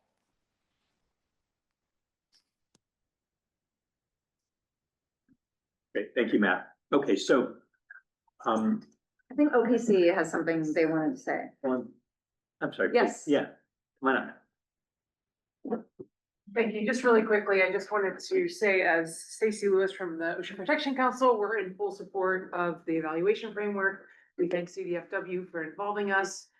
We prioritize science-based transparency, and we look forward to continuing to work with the Fish and Game Commission and CDFW on advancing these evaluations. Great, thank you. Thank you for all the work that you guys have done to help contribute to the framework and the thanks a effort. lot. Really, really means a lot, and on other things as well. I mean, and, yeah, there's a lot going on, and there's a lot that you and your organization have done to take some of the burden off of a very strained. Not that you're not as well, but we appreciate that, and you guys are a great partner in everything you do. Thank you. We value that partnership too. Okay, so just starting to lay out that, there's the framework, there's the groupings, and then there's the process. Maybe do it in reverse order. Because I'm really hearing from my fellow commissioner that even though she won't be here in August, that we should plow ahead with the framework and some discussion of groupings in August, even in her absence. And then in October, that way the department can get going. It doesn't have to wait till October for us to start working on the evaluations. If the four of us, hopefully four of us at that meeting, hopefully not just three, which is often a possibility too, can agree and on the frameworks and the groupings or lack of grouping. I'm kind of moving towards less grouping early on. Agree on that, then you guys can get going. And then we come back in October and then we can talk about, assuming the grouping process has been agreed upon, that we can talk about whether it's committee of the whole or whether we come back in November with our next, or we wouldn't come back again until the spring anyway, when the evaluations are done, because there'd be nothing to do until then. You can talk about that. Is that where you'd like to go? Yeah, I mean, just given so first I just want to say, I regret I can't be at the August meeting. It's a trip I've had on the books for a year, and I don't really miss meetings. So it's a big deal for me to do. It's unfortunate timing. But I also share, the urgency and see that we've been we've been being very deliberative and thoughtful on these positions for a year and 8 months. And I don't want to slow that down. So given what I've heard today, which is broad support on, I think, all sides for this framework, I'm hopeful that doesn't crumble in August. I'd like to, give the commission a chance to, and give the department a chance to begin the evaluation, which is going to take time. So with any luck, all these folks can show up again in August and say that there's, general support for the framework and get it blessed by the full commission so that the department can start the evaluation, which we know is going to take time. So that makes sense to me. In terms of timing, you mentioned this, so I just want to say one other thing. For me, to me, it seems that, and maybe this gets decided in August, maybe it doesn't, but I don't see a reason that if they're going to have the evaluation done, we'll say at least an initial draft of the evaluation done in March, why we couldn't, if the commission in August blesses it, why we couldn't have some special meetings post-March, whether that's a part of the April commission meeting or whatever it is, because really the digesting of the evaluation is really, I think, what ought to be done if we are going to do bioregions. That is the time for it, is in digesting the evaluations. Even if the evaluation comes out saying, I don't know, maybe the recommendation, I don't know, is that some petitions do or don't make it to the next round. There are still going to be proposed actions left in each bioregion, I would assume, that would still lend themselves to that. I'm not sure I understand. So are you saying that we should? I'm saying if they're done in March, it seems to me that if you can get the blessing of the full commission in August, we could plan for some special meetings, whatever that looks like, bioregional meetings of petitions post-March. Okay, so let's do hypotheticals here a little bit. Let's say it stays with the MRC. Yep. So we would have not wait till July, but rather schedule a special meeting that's on its own so that we get going sooner rather than waiting till that. I'd like to. Okay, hypothetically, if it's a committee as a whole, we got a meeting in April. Tack it on. So tack it on, like, get the staff working on tacking an extra day on that now. Or wait, hold on. No, Let me bless it. What happens to the existing 2-day agenda? We add a We third wait a day. third day.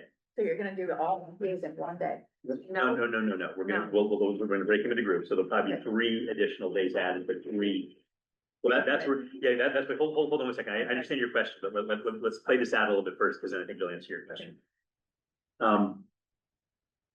Just to be, so I'm with you, and I like, you know me, I like preparing as much as possible. So let's just, as part of our recommendation, say, let's add a day to the April meeting right now, and we can always cancel it. That way, if things go that way, that's the earliest we can do anything anyway, right? Yeah. If it turns out that in October we decide the MRC, then maybe we schedule a special meeting for May or something like that. Give it a little extra time, right? Because that's a little different than tacking it onto a meeting. It's a little more complicated if we're going to do it standalone, I think. Although we've also agreed, and that I think it's incumbent on Commissioner Murray and I to try to work with some of the NGOs that might be willing to host a meeting as well, and we'll have some discussions around that to see if we can do that. Because Well, and maybe we don't want to talk about this piece until the October meeting. I think that's fine. I really just want the framework to be blessed in August so they can start the evaluation. I'm with you on that. Yeah. But that raises another question then for the department is right now, the March date for evaluations is assuming an October meeting. But if in fact they bless in August, could you get it done? We were just having that discussion. Yes. From this right now. I think it's possible, assuming there's not a lot of changes to the existing framework. We'd have to do a little soul searching and we could come back at your August meeting, but we could potentially be ready by February. But then that might get us the MRC, but it's still the April. Well, advises, yeah, we can't make the December commission. Committee of the whole, though, what he's saying is it might be ready for. If it committee is of the February. whole, it could be ready by It could February. And then also thinking about how much time do folks want to see it before? Right, we want to have it. We can't do it the week before. This is not, that happens a lot too often. It's not, I know it's because of the workload, but we have to keep We people got good. this out well in advance. Yeah, no, you did on this one. I'm just saying. Yeah, okay, I'm agreeing with you that we want to have it out plenty of time. This is going to be really meaty with a lot. I need that time. I mean, not just the public, we need that time. This is going to be dense, right? Okay, so I think, let me see if I can kind of frame it a little bit. The one thing I wanted to say is I don't think we need to build in whenever it's ready, whether it's February or March. I don't think there needs to be some extra meeting. Yes. And then I'm just saying the digesting the proposed evaluation meetings, I think that is the right timing to start bioregions and, If we're gonna do that. Yeah. Okay. Regardless of whether that's committee of the whole or MRC or We whatever. try to frame it with that included. We should also talk about the substance of the framework and the groupings a little bit today. We should talk about that and make a recommendation, but we make a recommendation on both of those to the commission for decision at the August meeting, hopefully. Yeah. And that works. We set them on their way on that. The department's now got what they need. Yes. In October, we Yes. talked about whether we do the committee of the whole or whether we do it here. And at that meeting, based on that decision, Timing. we set the timing for Yes. that, for the first meeting that will occur in this. We don't know now, or we may not know in October, whether it's going to be a bioregion meeting, whether it's going to be a tribal one. We don't know. That'll have to come out of the process. But we will have a better sense on the timing of their evaluation We in will. October. We will. And that will be helpful. Really, yeah, because they'll have had a couple months to start working on it, right? Okay, so that's okay. So we've got an agreement on the process. Yes. Okay, so we dive into the Sure. on the framework. I mean, I don't have a lot of specific. I made a lot of notes, and I know Samantha, you always do really good notes. I think I feel like watching the department and the staff listening and shaking their heads and taking notes. I think they heard what they needed to hear. I think the one thing that I focus on is equitable access. Is I think that's a really, really important word that was missing. But I kind of trust, from my perspective, I trust the department to take what they heard today, and we'll see with the slight revisions in August that the framework's been tweaked a little bit to improve based on the discussion today. So I don't have any, other than equitable, I don't have any specifics on that. So I'd really leave it to you on the framework. Yeah, I mean, I do think question 14, adding equitable is important, and maybe just getting clear with yourselves and with the the way that's reflected in the wording about what access means. Cause we already know that there are a lot of different interpretations of access, and I don't think we mean it to just be consumptive, just based on the way that it's written. So just trying to work to clarify that by, Susan, did you have something? Yeah, I just wanted to clarify. Also, we heard feedback that some would like to just have a better understanding of what the impact would be. Would it be more? Would it be sustained? Would it be less? Or do you think that's covered under 15? Because we heard that's from a couple of people that they And it goes through a little bit of, more like. framework's got to fit in boxes, right? So it's hard, you know, keep expanding and explaining, but I think I think that's a really important one to so many people, and people have very different perspectives of what impact means. And so I agree, some clarification on how you evaluate, what that means to evaluate impacts. Is this question 15? Which question? 14? 14. Yeah. So just to think about that language a little more, about how to make it a little more understandable to the broad public. Again, because different people are going to read it and interpret it different ways. It's a tough one. What we actually mean by that, or what you actually mean by that. Well, and I think we'd be seeking some guidance from the MRC on when we say equitable access. What do you mean? No, by what that? Was it? Yeah, that is, Oh, yeah, I'm sorry. that's 14. I think equitable access is, is A, all the different flavors of access, and B, particularly, we heard some folks saying for marginalized communities, communities that, I know we don't have a definition for subsistence, but subsistence fishing. So right now there's a lot, there's a whole universe within question 14. Maybe it's worth even parsing it out into an A and a B. I'm not sure, but we've got, consumptive, non-consumptive, Jedi principles baked in there as well. So there's a lot to consider with 14. And again, it's hard. And then you have the sustained versus temporary versus kind of. And it's hard because again, it's a little box you can't put in a 5-paragraph thing, but I think what we've heard is we need a little more expansion of fleshing it out, expansion so that people feel comfortable with understanding what we mean by it. And then the other notes that I had, the things that I've mentioned already, but just if the framework could explicitly call out the coastal fishing communities policy and the Jedi policy and just say those are policies that ought to be considered either throughout, or maybe you want to reference specific places, but I think they should be a through line through the whole thing. And then this issue of climate resilience, that was in the initial. Pause on that one. Yeah, sure. So are you thinking about specific questions like, is the proposed action consistent with the commission's coastal fishing community policy? It's something like I'm that? proposing to you. I don't know if it ought to be a specific question or if it ought to be like a guiding principle for all questions. That's a through line for all of them. What do you guys think? We think we're happy to oblige. No, what do you think? I would say one of the things we're trying to avoid is coming back with just information overload. And so for this, I think we can try to integrate it to some of the existing questions and understand that it's important. So see if it fits as a broad theme in the intro. I think we'll take a look at it and see if there's certain elements that might make sense to explicitly. Well, or maybe it should be a question. I don't know. I mean, I think it needs to be named and I don't want it to get lost. Can I make a suggestion? Yeah. Maybe a preamble. I mean, just, there's a handful of very broad themes: equity and access, climate, how it impacts all fishing communities, not just say commercial. Maybe just a broad kind of philosophical, and it's really I even as I say it, I'm like, that's a slightly dangerous thing to ask for and a difficult thing to do. But I think the four of you are so versed in this stuff, and I know you're how articulate and thoughtful you can be. Maybe it's a preamble that kind of says that this is on these broader issues that are in every question, need to be considered in every question, and we acknowledge that we're going to be looking at those issues in every question. Something like that. Is that useful? I don't know. I mean, especially for Jedi and coastal fishing communities, they are actual policies that we have adopted. Yeah. So why not just add them as questions? Just add them as questions. The climate change one to me seems kind of overarching. Preambly. Yeah. preamble, but the other ones I could see us running Here's into, the question. especially coastal fishing communities. I think we should. That could We get adopted these pretty policies. sticky on Let's some meet of it. these questions. Yeah. So let's do both. So let's do both. So let's add those two questions because they're critical ones. And then some sort of preamble that says, you know, this is where we've been. This is what this is about.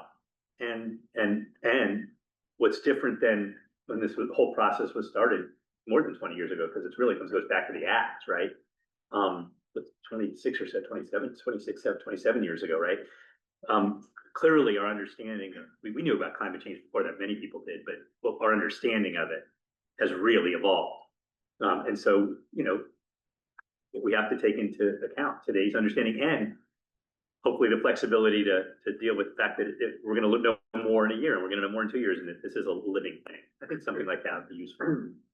Yeah, we don't have a climate resilience policy per se, so maybe that does belong in the preamble and that should be a through line through the whole thing. But I think for CFC and for JEDI, they do warrant having standalone questions. So that makes sense to me. And I think would just be helpful as a, you know, matter of course, as we're going through an evaluation to make sure that they're both considered.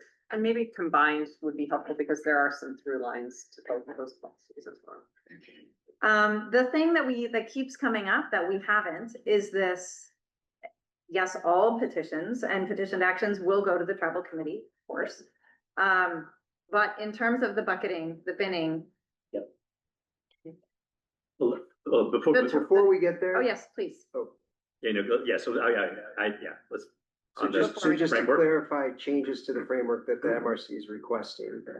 We've got question 14, add the word equitable in front of access and flesh that out a little bit. Yes, please. Somehow, and I'll defer to those smarter than me to figure out how to do that.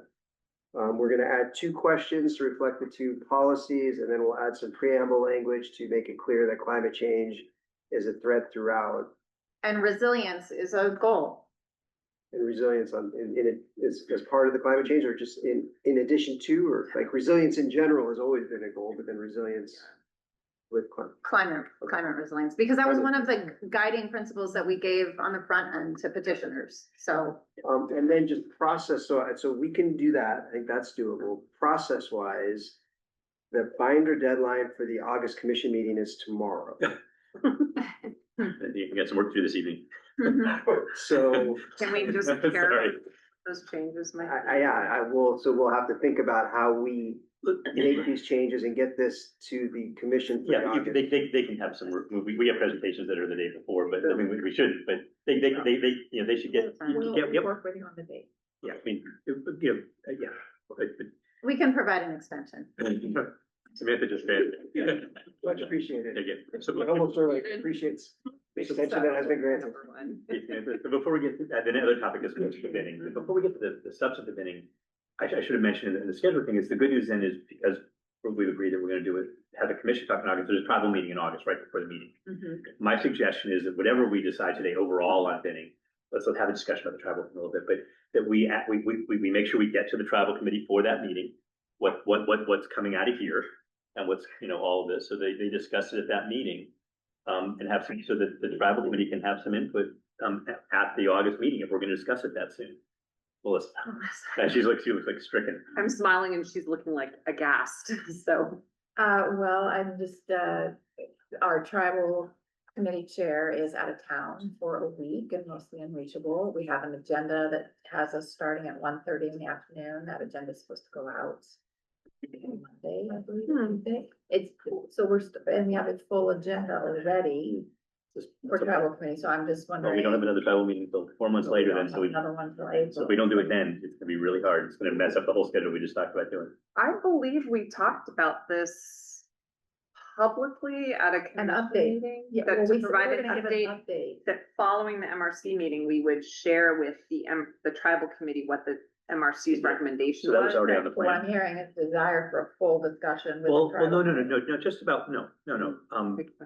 Well, it's up to the tribal committee what they, you know, I don't wanna dictate that, but all I'm saying is it would be really nice if the tribal committee can look at the bidding proposal, whatever we are recommending to the commission, that's gonna be the next day. If they can look at what our recommendation is and have a discussion of that, yeah. Because, so, again, because otherwise it screws up the whole schedule on planning. I would really narrow it Yes, yeah. just to this question Gotcha. of binning. of it. A tribal proposal or a not tribal proposal, just that binning question. If the recommendation on the evaluation framework is gonna be in there anyway, it's up to them whether they want to discuss or not, but it's gonna be on the table for them to think about, because it's on the next meeting, and it'll be in the presentation, so that'll be up to them, I think, but to the immediate question is, what I wanna know, and it comes from what you said at the very beginning of the meeting, is how does the tribal committee wanna deal with these, 15 petitions and 39 whatever the number of actions are? Do they want their next meeting to be, do they want to wait till the recommendations come out, and to decide, do they want to say, these are the ones we want to have on our agenda for our next meeting? I'd like to see out of that committee meeting at the next day, unfortunately, or 2 days later, what they want us to do on the tribal bidding. I don't have feel at all comfortable in giving a suggestion.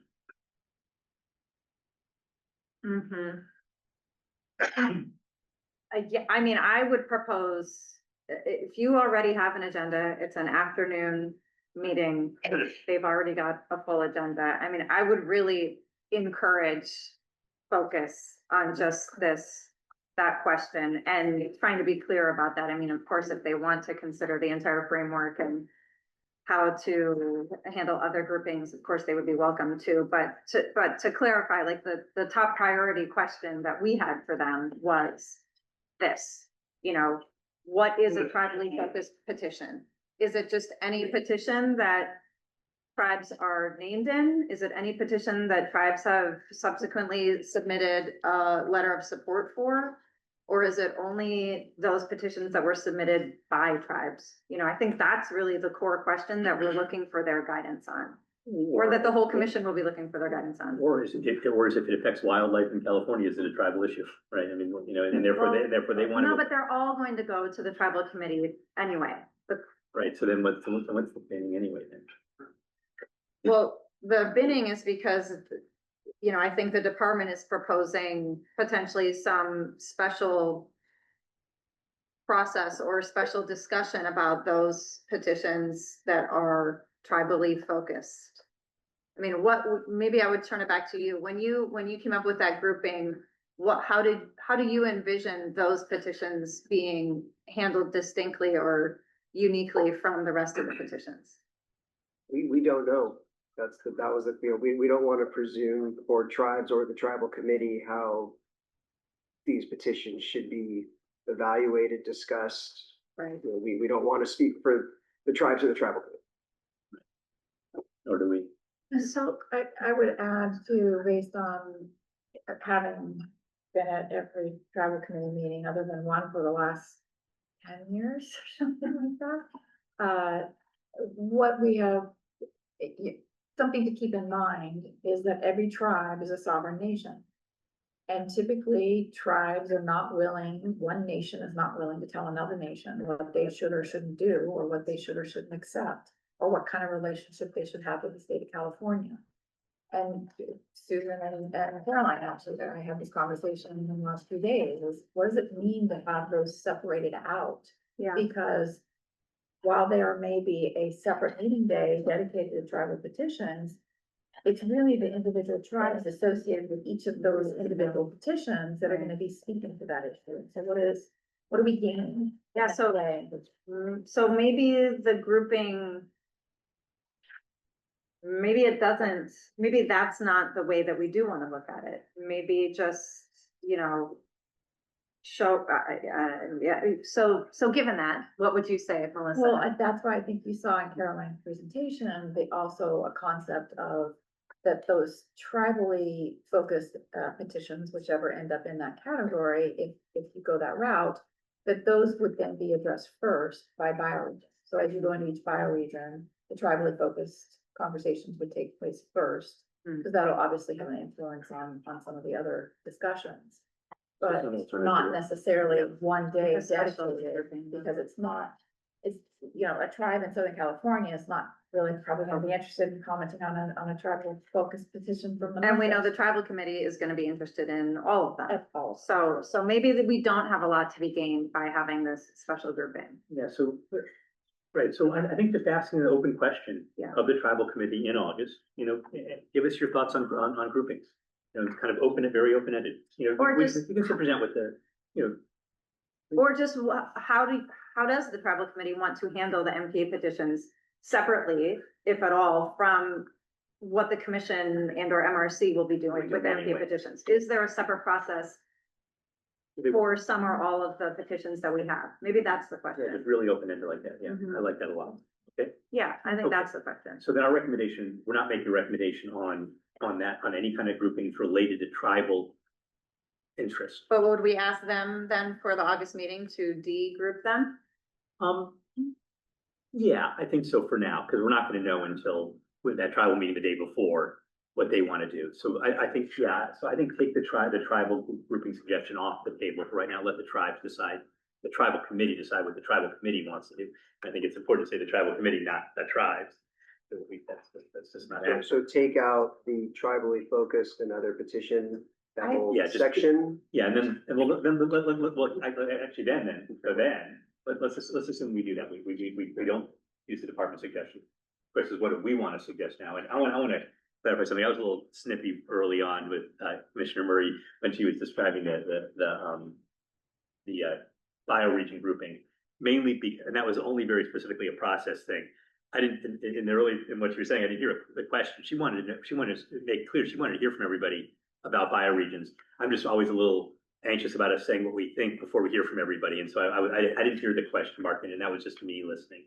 I am totally in agreement with, I think, virtually everybody in the room that bioregions is probably a good way to do it. Of course, the commission has to decide as a whole. I also think that we're gonna learn a lot once we see all the evaluations done that may change my mind. I want to be open to that possibility, but I'm okay with the recommendation, if that's what you'd like, to the commission for the August meeting, which, we'll discuss it at, that the current preference is for a bioregion approach to this. And I like what Melissa said about, and for tribal related, I mean, we still haven't figured that out, right? And that's really a tribal committee question, is like, what is a tribally focused petition? But to give deference to those, or some kind of like handle those first when we're considering them within a bioregion, something like that. Yeah, just give them the importance we feel about them and the uniqueness by putting this as number one in the bioregion, yeah, for sure. Yeah, I think, because the tribal committee is coming up, that's a good opportunity maybe for you to just, maybe perhaps you might want to express deference to the tribal committee to review that piece of the framework and any other questions I think would be helpful to include from their perspective. And, to weigh in, and that might be a helpful way to take you out of the position. And the department, I think, recognized the value in elevating, especially where tribes were directly involved, to elevate their interest in co-management. So maybe that's one way to handle it. Which doesn't require you to do or ask the department to do anything differently with regard to those three questions. Those can remain there, that they become part of the conversation in the tribal committee, and then in August, the commission can decide. So it sounds like that's another piece that's for the tribal committee, is the tribal question. Well, so we can keep the grouping, but the grouping really serves a different function than maybe how we thought about it in the beginning, which is just to highlight for the tribal committee, like, these are the ones that are tribally focused. What is your preference for how to handle these and any others that you deem tribally focused or tribally related? Maybe that's the purpose that grouping serves. Yeah, when you look at not as a grouping, but as a chart, saying this is why we think it might be important. Yeah, To the just tribal committee, allows us tribal to community more. highlight it for the Yeah. tribal committee. I like that. Does that work for you? Yeah, I think it was a communication breakdown, because that was what was intended. Oh, okay. I thought Yeah. we were recommending. Okay, good. It's like functionally what value added per process, like, we don't know, and so we just wanted to spotlight, and so Gotcha. whatever, if they need more, great, we just didn't want them to, so just Thank let you. us know. Perfect. Yeah, so I think that's it then, right? I think that we're And if I recommend, do you guys have a clear recommendation from us, Kate, based on the discussion we heard from Samantha? Recommending as a committee to support adopting the department's evaluation framework with changes related to adding equitable before access in 14, fleshing out with to enhance some clarity and neutrality in item 14. Adding a question or questions relevant on the relevance to or consideration of the JEDI and coastal fishing communities policy. Two separate questions. Okay, two separate questions. And then an overarching preamble related to considering climate resilience as a goal. Okay, that's perfect on the framework. And then on the binning, that the recommendation is that we ask the tribal committee to consider how they want to address all the petitions. The tribally focused petition in particular. Yeah, well, the petitions in general, and with presenting the department's initial look, scan, if you will, of the petitions for the ones that they think that may be the most important to the tribal community. And then for the commission, that the committee suggested, and from where we sit today, the bioregion approach makes sense, and we would like in October to direct staff to establish a special meeting as early as in April to begin the process for whatever the final binning is. Let's just say after post-evaluation. Because at least 30 days post-evaluation. Yeah, at least 30 days post-evaluation. We'll know more about that in October. But for August, we're really hoping the full commission can bless the framework so that the evaluation can begin. Right, that's the most important thing. Cool. Framework as revised based on direction provided. That's it. Right. Yeah.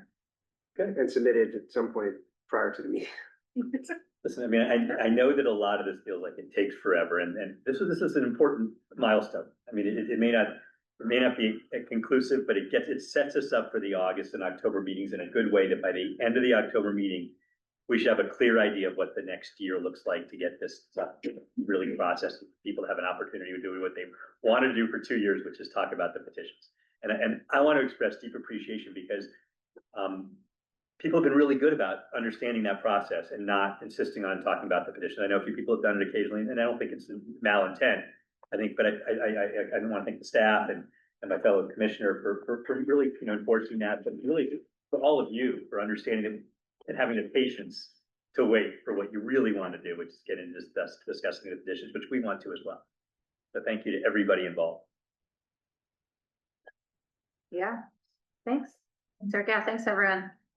I hope people feel like they have a better sense of what's to come and how and roughly when we will actually start to be able to hear from folks on the substance of the petitions. I know that's important and has been a big question for folks. Yeah. We do still have one more agenda. Yeah, we do. And I'll get to say one more thing, which is that this has been going on for decades, literally, because the acts that put all this in place were, I think we're down in the late 90s, right? Was it 99? 99. 99, yeah, it's okay. So and the Central Coast 2 years. Central Coast was started in 2004. Right. So, it's a long process, but that's also because, as I said to somebody from the fishing community, this isn't do we want to allow fishing to continue or not? That's not the discussion. I think for most of us, we want our great grandchildren to be able to fish for the same species that our commercial fishermen are fishing for today. And so this is not, even though it feels like these things take a long time, it's okay. This isn't about tomorrow. This is about decades and decades hence. And that's what this network's about. And so I hope that you can remember that when you feel, because I'm probably one of the most impatient people in the room, as you probably observed. But when you're feeling impatient, try to remember that this is really about decades from now and what the world looks like. And I think we should all be really proud of the fact that in a world where we tend to look 30 seconds down the road to the next thing we're scrolling to look at, this kind of process is unusual and is incredibly valuable, and we should be really proud of it. With that, we do have one more item, which is general public comment on any items not on today's, or not on MPAs, let me put it that way.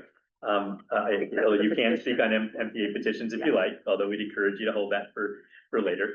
No, we'd encourage you to do it because we're not going to do anything on it today. And now you know when we are going to deal with it. So With that, is there anybody in the room who'd like to speak on something not on MPAs other than a specific petition? Please, come on. You're saying something though that I didn't know before I wrote my comments, so I apologize. I thought that number 10 was an opportunity to speak about a specific. No, let me say it is. It's just that it's best, it's just best saved for when we actually start talking about them, but because, We'll probably do that again anyway. That's fine. That's your privilege. Well, I really appreciate all your decisions today. I know that it took a while and you were so thorough and thoughtful about it. So thank you. Very impressive. And what's your name? My name's Ginger Wallace, Laguna Bluebelt. And I had the opportunity to drive up here, which was kind of unexpected. It's a long time. And the time that I had done it before was with my new husband, who is an avid steelhead trout fisherman. So it was how I had spent my honeymoon, watching fish fry beside a river.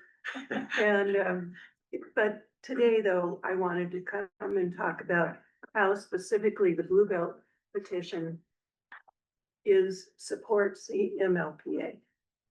Because when we saw the framework, we began to investigate, what do we say about our petition to the staff in response to these questions?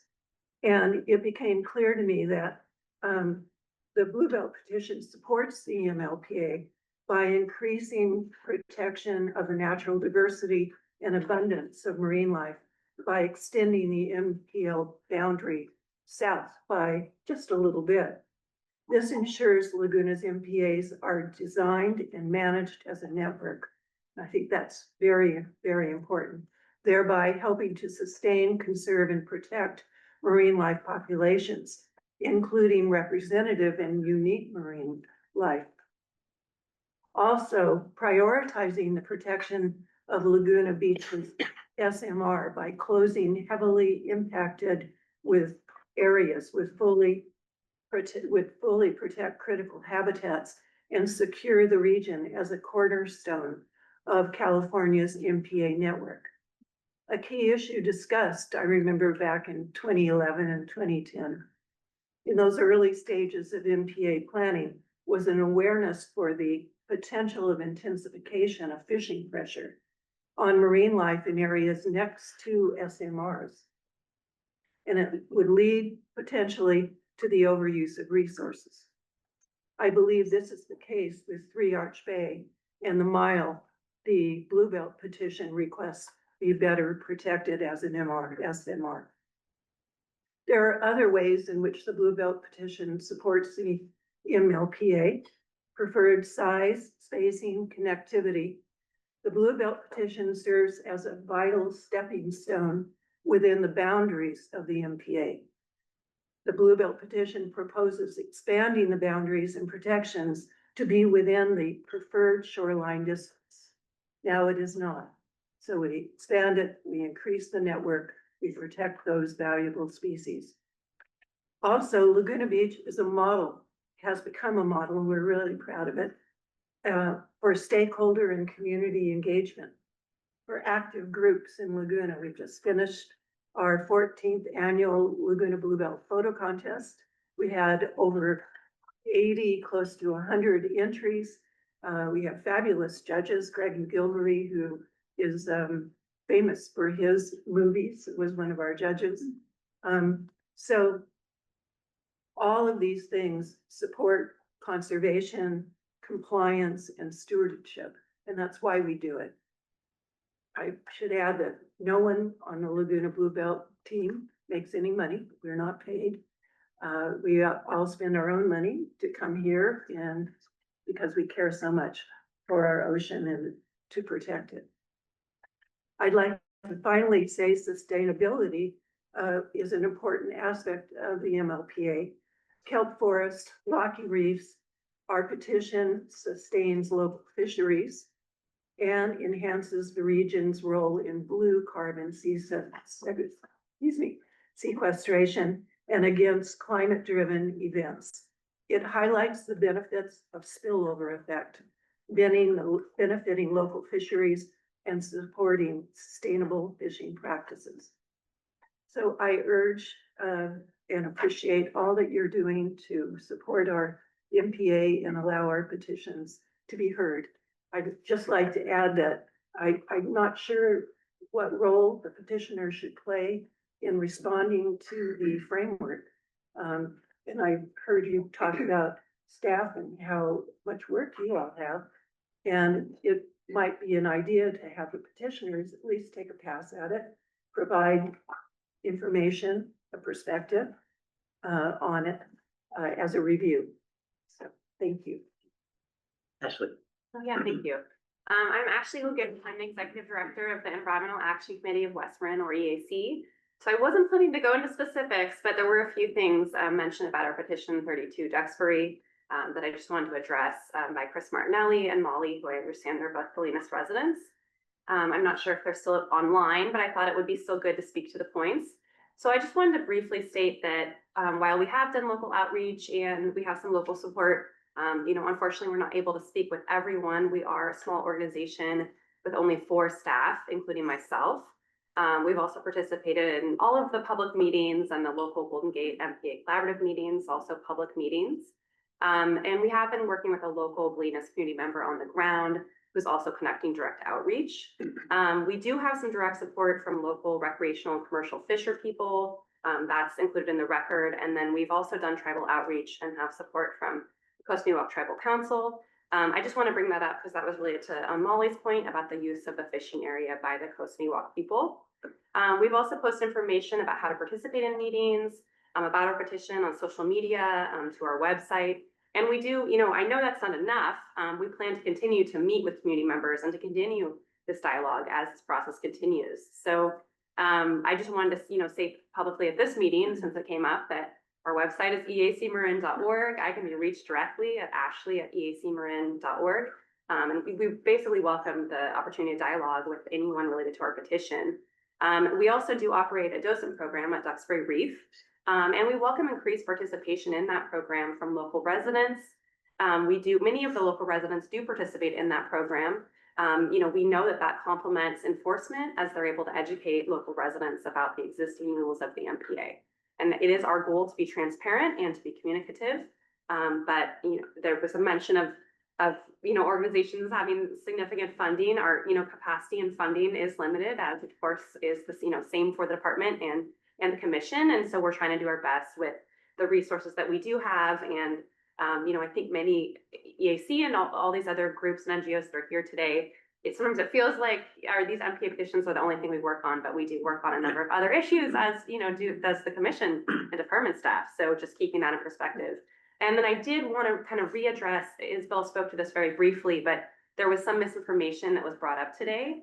So if our petition were to be approved, there would be no change to the non-consumptive uses and those types of access. So surfing, tide pooling, research, education, all of those things would continue, and we want them to continue. And we do have a letter of support from a professor at College of Marin, a marine biology, Joe Mueller, who has been working for over 30 years to conduct field studies on the reef. So that would continue. We want that to continue. He coordinates field work and also manages the newly renovated field station, which we, worked with our programs on that field station.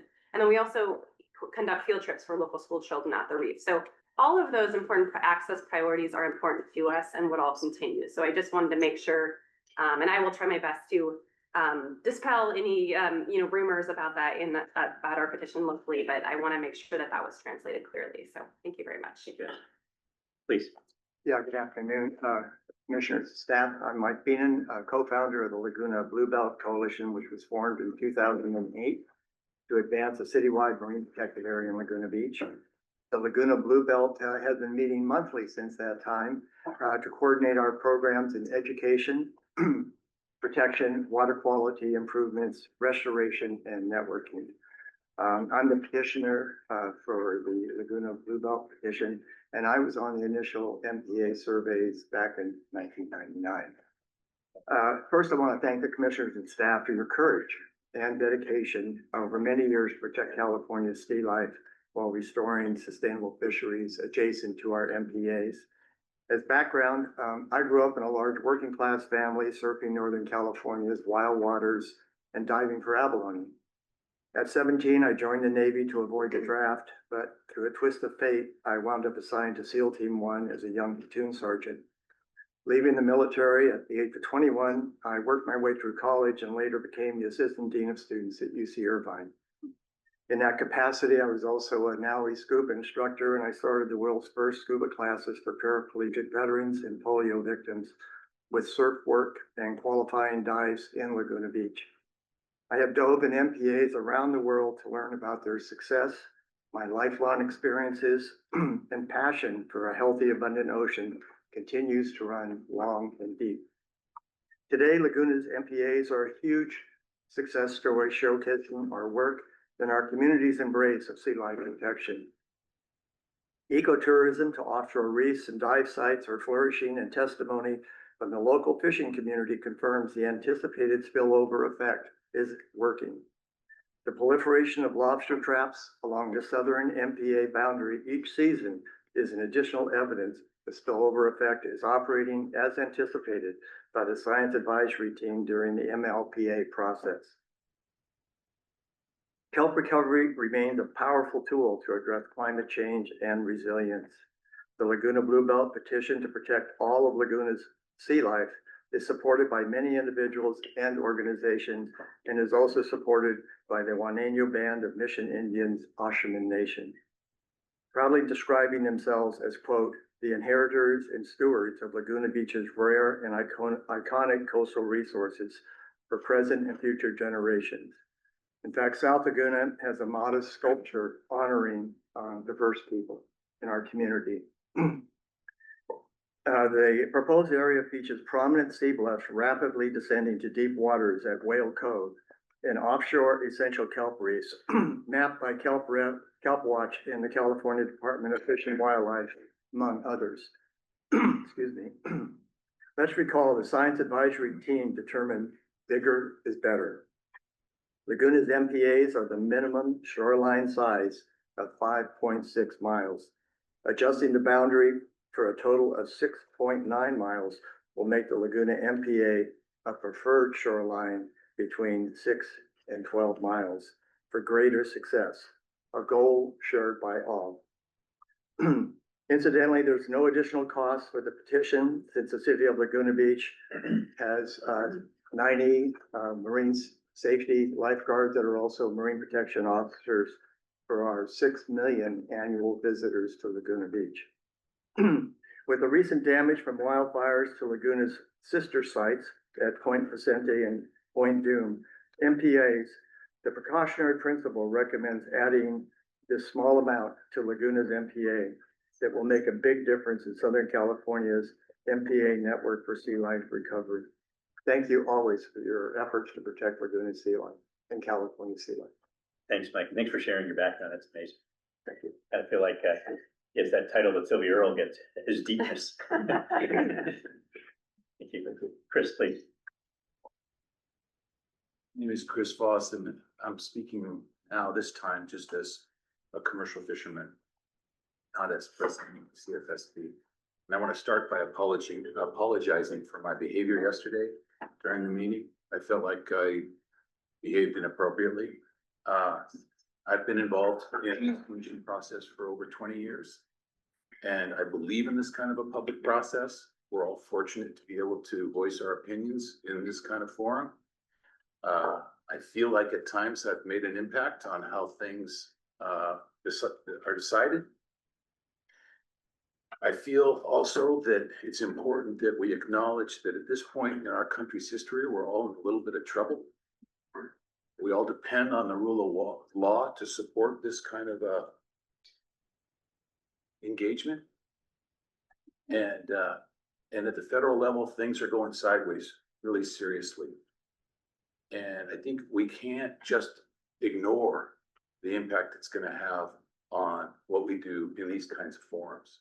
So I'm just bringing it up in this space. I know it's not necessarily the appropriate place to say these kinds of things, but I think it's important that we all be aware of the threats to the system that we've all depended on for a long period of time, our governance structure. And let's hope that in the state of California, we can work hard to make certain that we protect it. And I know the governor's, struggling clearly. If you've paid any attention at all, the governor's struggling with what's happening in Los Angeles and in Ventura and in Santa Barbara. And so I just want to draw attention to that, and let's keep working to be effective and constructive to the best of our ability in these kinds of processes. Thank you.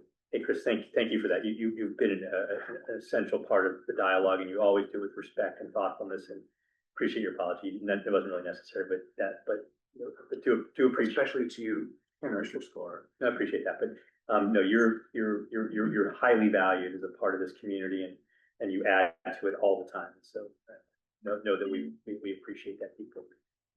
Thank you. Thank you. Donna. Hi, I'm Donna Kayla again from Dana Sport Fishing, and I'm also a board member of Fish for Life.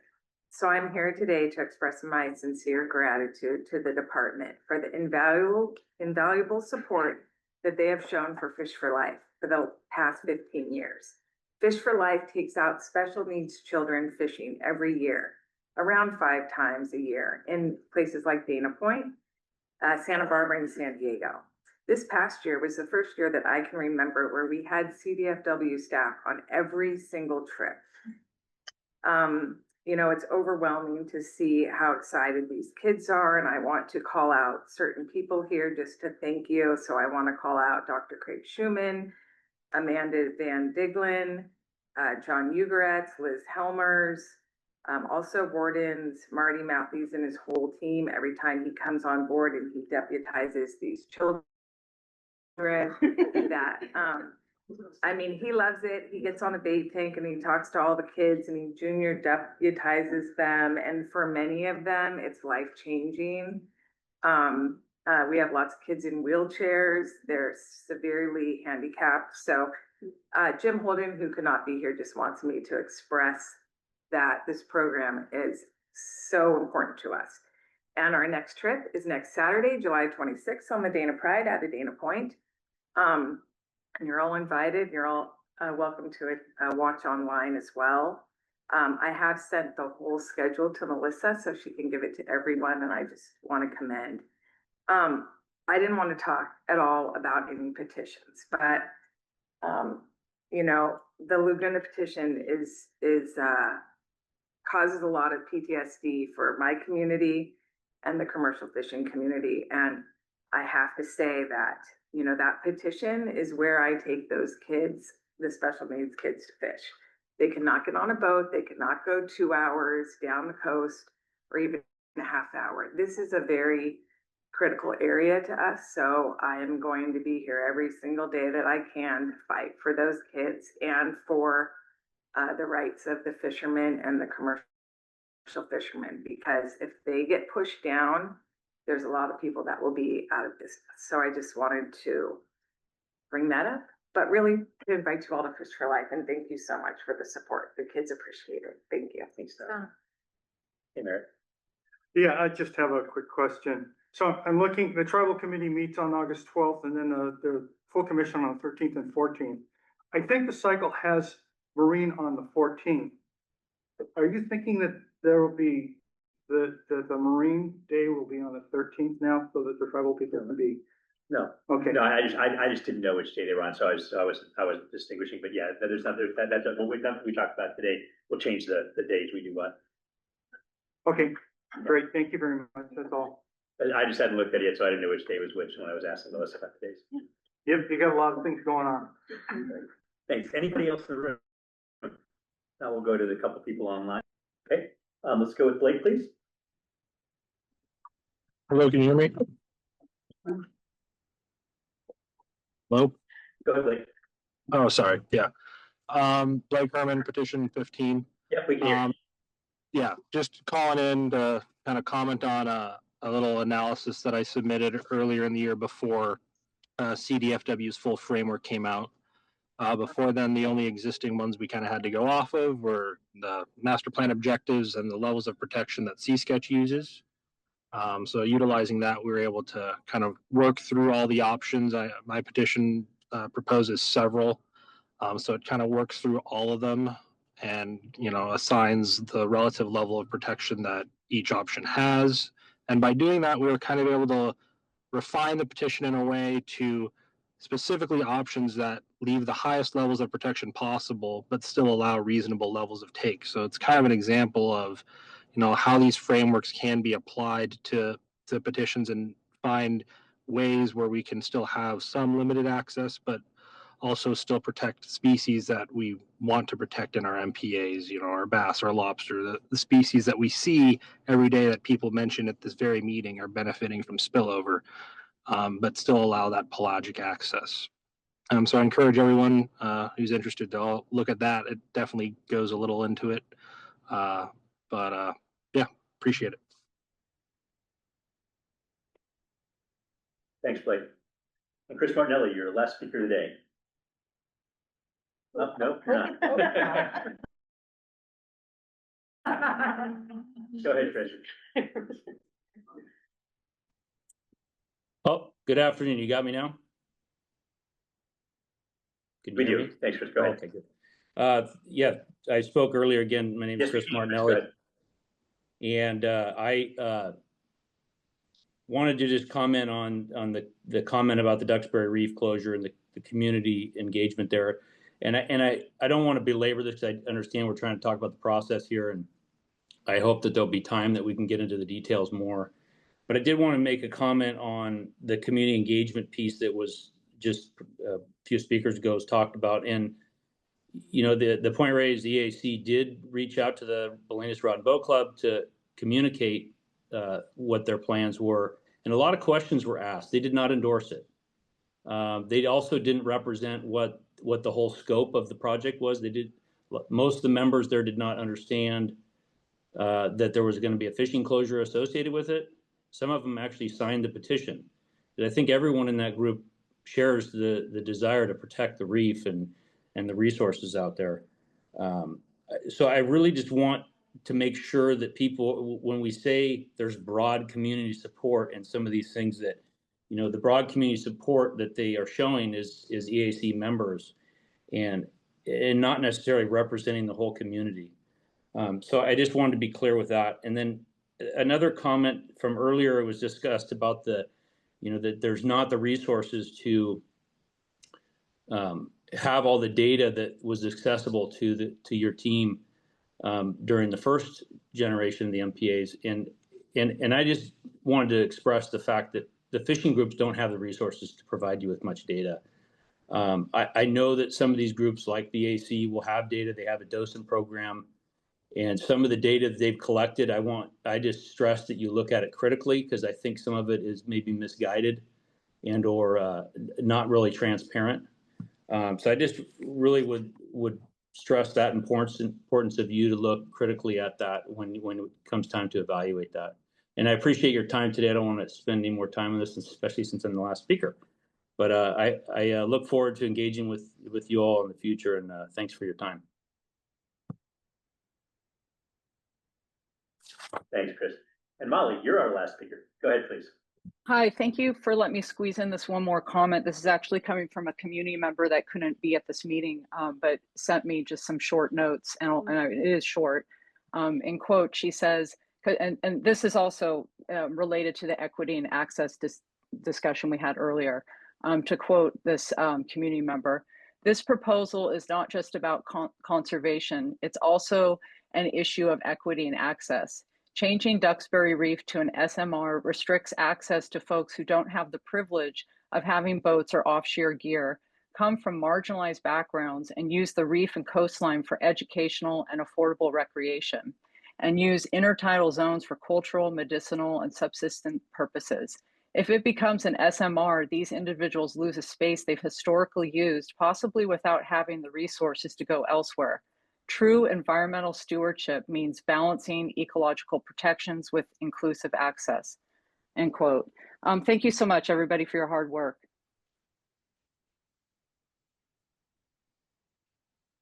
Thanks, Molly. Appreciate it. Anyone else? Seeing no one?